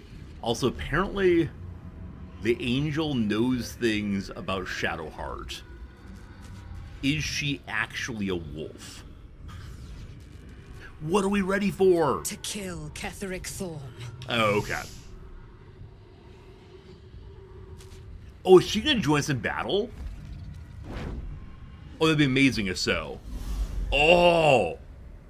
We need to leave. Lady Shah won't stand for us to be here, not after what we did. I thought we were gonna meet Shar. I'm actually surprised we didn't. If Shar's angry, she's being quite quiet about it. Seems true. That's what frightens me. She must be angry. Yet, I don't feel it. Or hear it. There's only silence. Let's get out of here, please. Whatever's coming, I don't want to be in the heart of the Shadowfell when it finds me. The Night Song will be headed for Moonrise Towers. We'd better get there and see what she's unleashed against Ketheric Thorm. We have 1 hour of gameplay left today. We're going to be going to Ketheric Thormville. I do believe. Whoa.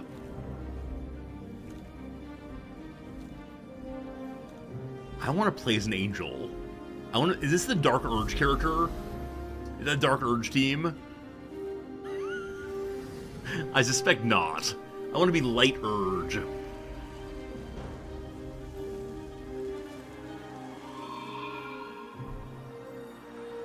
Hey, alright, so the dark has been dispelled.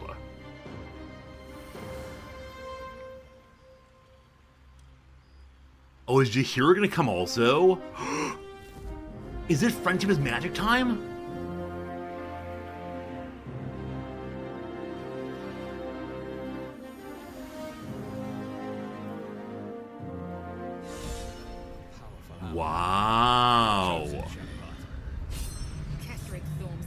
Okay, team. So we can go fight Ketherick. There's a lot to read about now. I have a theory. Don't spoil anything. My theory is before Shadowheart lost her memory, she was not loyal to Shar. My suspicion is she's always been loyal to something else. But not a Sharite. We'll see. We'll see what comes of it. What do we get? A Moonlight Glaive. A gift from Dame Eileen and her Radiant Goddess. This weapon's contours hold a silver-white beauty akin to the mighty lantern that climbs the firmament each evening. It's more damage throughout. It gives a glowing light. Moonlight butterflies? Butterflies? Thanks for the deleted message, Pharaoh. I'm intentionally not really reading chat right now so you can get all the possible spoilers. I guess I'd be curious to see what it looks like. But I think we might stay with the Mace of Lathandar. I mean, it looks pretty cool. So especially with her armor becoming increasingly gold. Yeah, no shield, good call. And the shield's really amazing, but I love how she holds it.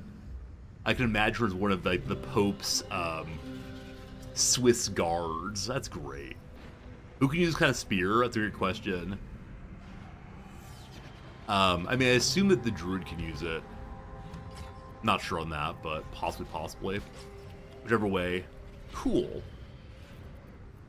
Yeah, we never put on all the Dark Justiciar armor. Would have been great. Yeah, the glaive looks amazing. These things have stayed. It'd be cool if you could choose a variety of items instead of just going with the glaive immediately, but all good. In her blood be anointed, Dark Justiciar. So obviously next playthrough, we're gonna have to do this one the other way. Ascend in her silver blood. And I'll be curious to see how it goes. We get there to read it. It's probably not worth it right now. Okay, we didn't go up this way yet. Did Char leave any little treats for me, possibly? Suspect not, but... some incense. Yeah. I know that the gods and goddesses of this game are terrifying and not the kind of thing that humans should hang around with, but... yeah, I thought this would be maybe meeting a god. That's it. We met an angel that's even better, perhaps. I need to read journal entries also. Forgive me. Who that? What happened? You were missing for a moment. Shadowheart disappeared from her, apparently. I thought I was done for. Wait, what? I thought perhaps I might have been dead. This is all like some sort of terrible dream. But it's That's real, very strange. isn't it? I stood before the night song. I heard Lady Shah's words. And I failed her. Worse than failed her, I defied her. Just because of what that Aasimar said. I tried to leave, but Shah blocked me. Punished me for failing her. I thought I knew the limit of pain that the incurable wound could inflict, but I had no idea. It felt like I was suffering the agony of 1,000 people all at once. My blood was boiling, my hair was on fire. I thought I'd claw my own face off with the pain. But then she released me. Banished me, more like. She said I was an outcast. That all of her children would know me and revile me.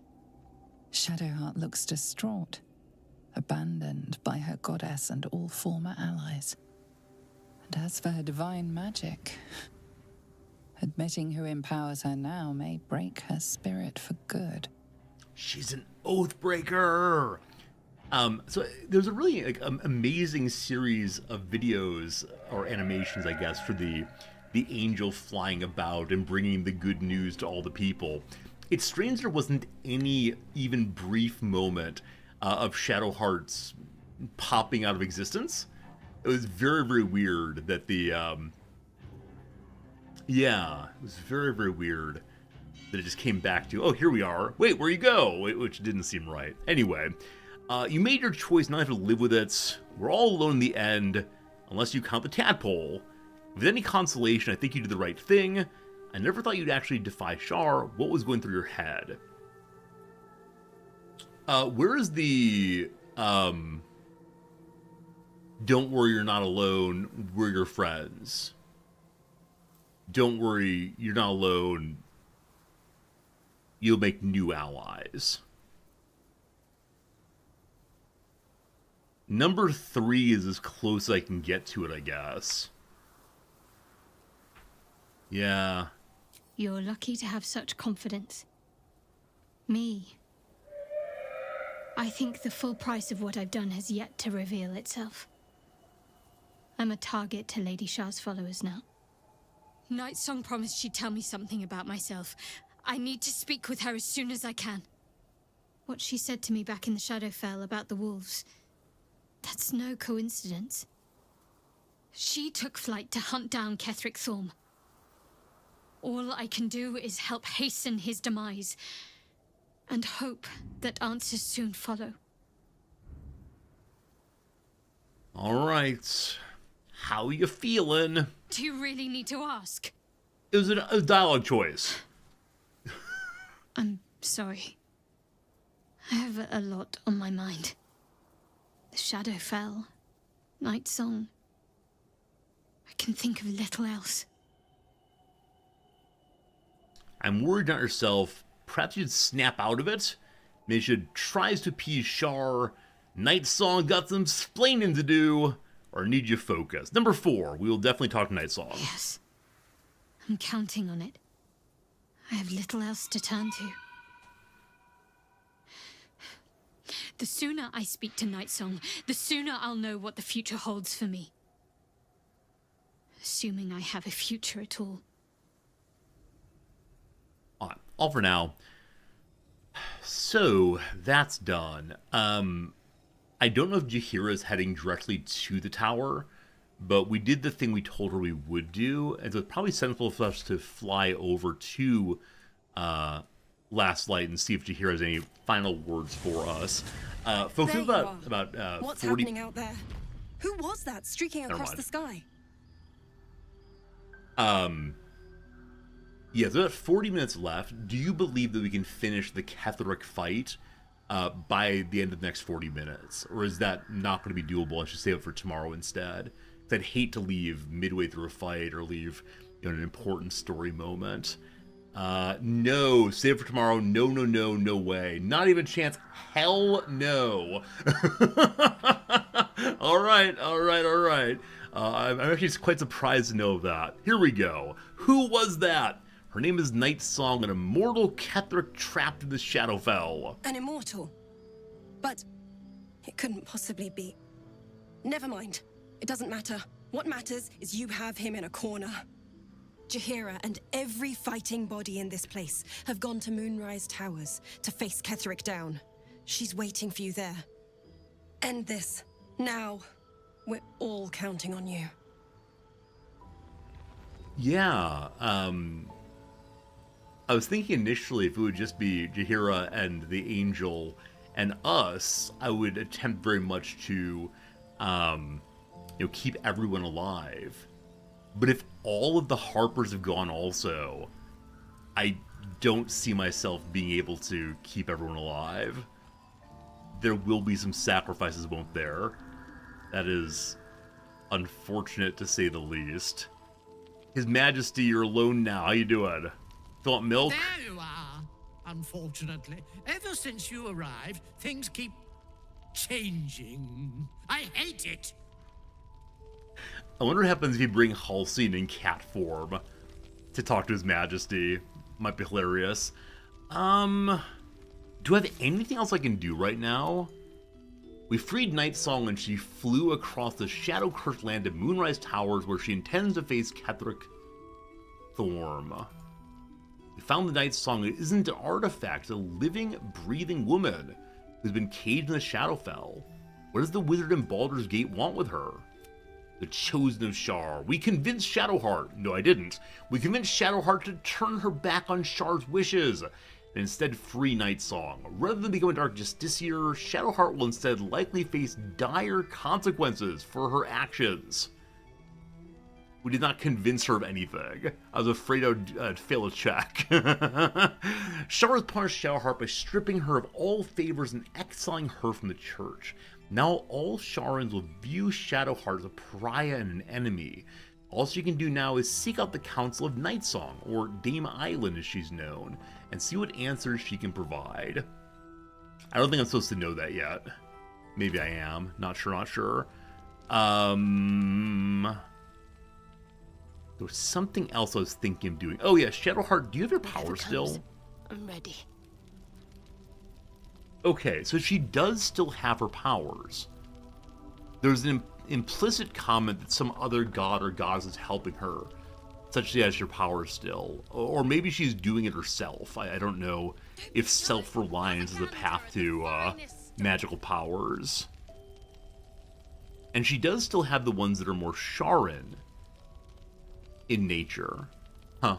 We could go to the W guy in town and change her into a pure cleric of light, but I think she's fine the way she is. I think that's that, team. I think I don't have anything more to say right now, because we're not going to get through all the tower. I guess we can fast travel there and see what's doing, but I really don't want to start anything storyline based. So I guess we long rest again and see if Shadowheart has anything to say to us. There's still some mysterious plaques. Are there? I think I accidentally pushed some button on the plaques and it did something.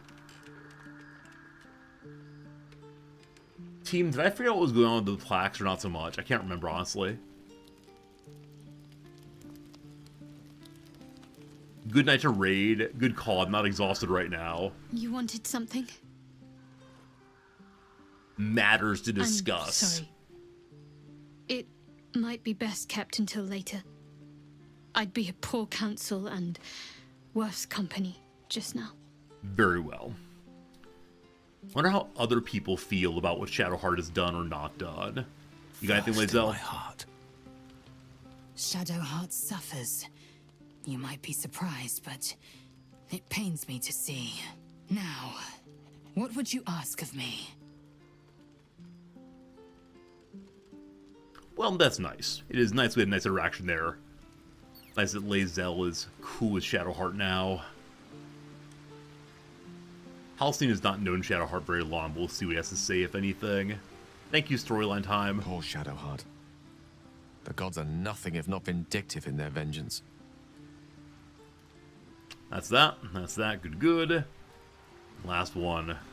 Halcyon and the kid. Wait, we have two kids in town now, don't we? Shar's ire has shaken Shadowheart. And yet she goes on. There is untold strength there, I feel. Okay. I haven't gotten to know you properly. Unfortunately, I feel like so much of this game is landmines around flirting. So, alright, here we go. It's true, and I can't imagine I helped with that. Sometimes I let the task at hand consume me, and people think I'm obsessed. Trust me, the day I no longer have to talk about the Shadow Curse will be a happy one. What would you like to know? How old are you? You're quite large for an elf. How'd you come to be a druid? Do you have people out there? Family, friends, a lover? Tell me something about yourself I wouldn't even think to ask. The only one of these that seems like a reasonable friendship conversation is, how'd you come to be a druid? I had a friend when I was young, long ago. He played with me in the forests where I grew up. But eventually, I realized no one else had heard of him. It was Thaniel, of course. Nature was my very first friend. I get older, but he hasn't changed a day. I knew then that I had to be more than a companion to him. I had to be a protector. That's really, really sweet. I didn't expect his friend to be Thaniel. I wonder under what conditions nature becomes human. Is Thaniel always out there playing with kids? If so, why is he showing up as a kid with adult Halsin? How do we, as an Oath of the Ancients druid, not know about Thaniel? Hard to say. I'm good on the other comments, Anytime. thank you. Have a good day, my friend. Very good. Alright, I believe that's all the conversations to have. I believe tomorrow we will long rest. Tomorrow we will go fight Ketheric. And hopefully defeat Ketheric in 4 hours' time. That would be the goal. Not knowing if Thanos easy, Faerun's big. But doesn't he show up as like... Well, so why did he show up for Halstein and not for me? This is the question. Well, if people can talk to God, and God talks directly to people, why does God not talk to me? Alright, team. That's enough of that. By special request, we will go raid someone now. And I will go away and make a cake for my wife. It is my wife's birthday. I'm going to make a cake for the very first time ever. She does not know it's coming. I'm so excited to surprise her. I do not believe that she could imagine me making a cake for her. We'll see how it goes. I'll post pictures on Discord. I'm really hopeful that it ends up being a successful meal. If it's less than successful, I'll be really bummed. So we'll see. What kind of cake from a box? No, I'm making a... Can I find it? So it's like a steam oven cake Malaysia, maybe? No, I looked at what it was. It's like Halcyon brand. So this is the oven we have. Halcyon oven cake from Malaysia, possibly. There's a Facebook post. Yeah, it's this kind of thing.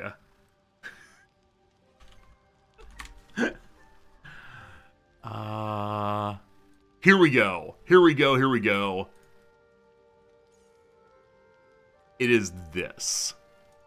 A vanilla sponge cake that's put out with a Singaporean brand or website of the oven I have. And so if they think it'll work my oven, I hope it does also. Meringue. That concerns me. That concerns me quite a bit. Man. Angel food cake? Is Angel food cake? Okay, cool. Angel food cake. And then I have some chocolate icing to go on top of it. So, we'll see. We'll give it our best shot. For now, though, gotta find someone to raid host. I almost said goodbye again without doing so. Who is playing video games? You know what? Our friend Salford Sal is playing video games. Team, go say hi to Sal. She's lovely. She's kind. She plays strategy games like we also do sometimes. Last time I made a cake, it didn't cook all the way through. Brutal. For now, I say thank you, I appreciate you, and I'll see you again real soon. Goodbye, folks, and thank you indeed.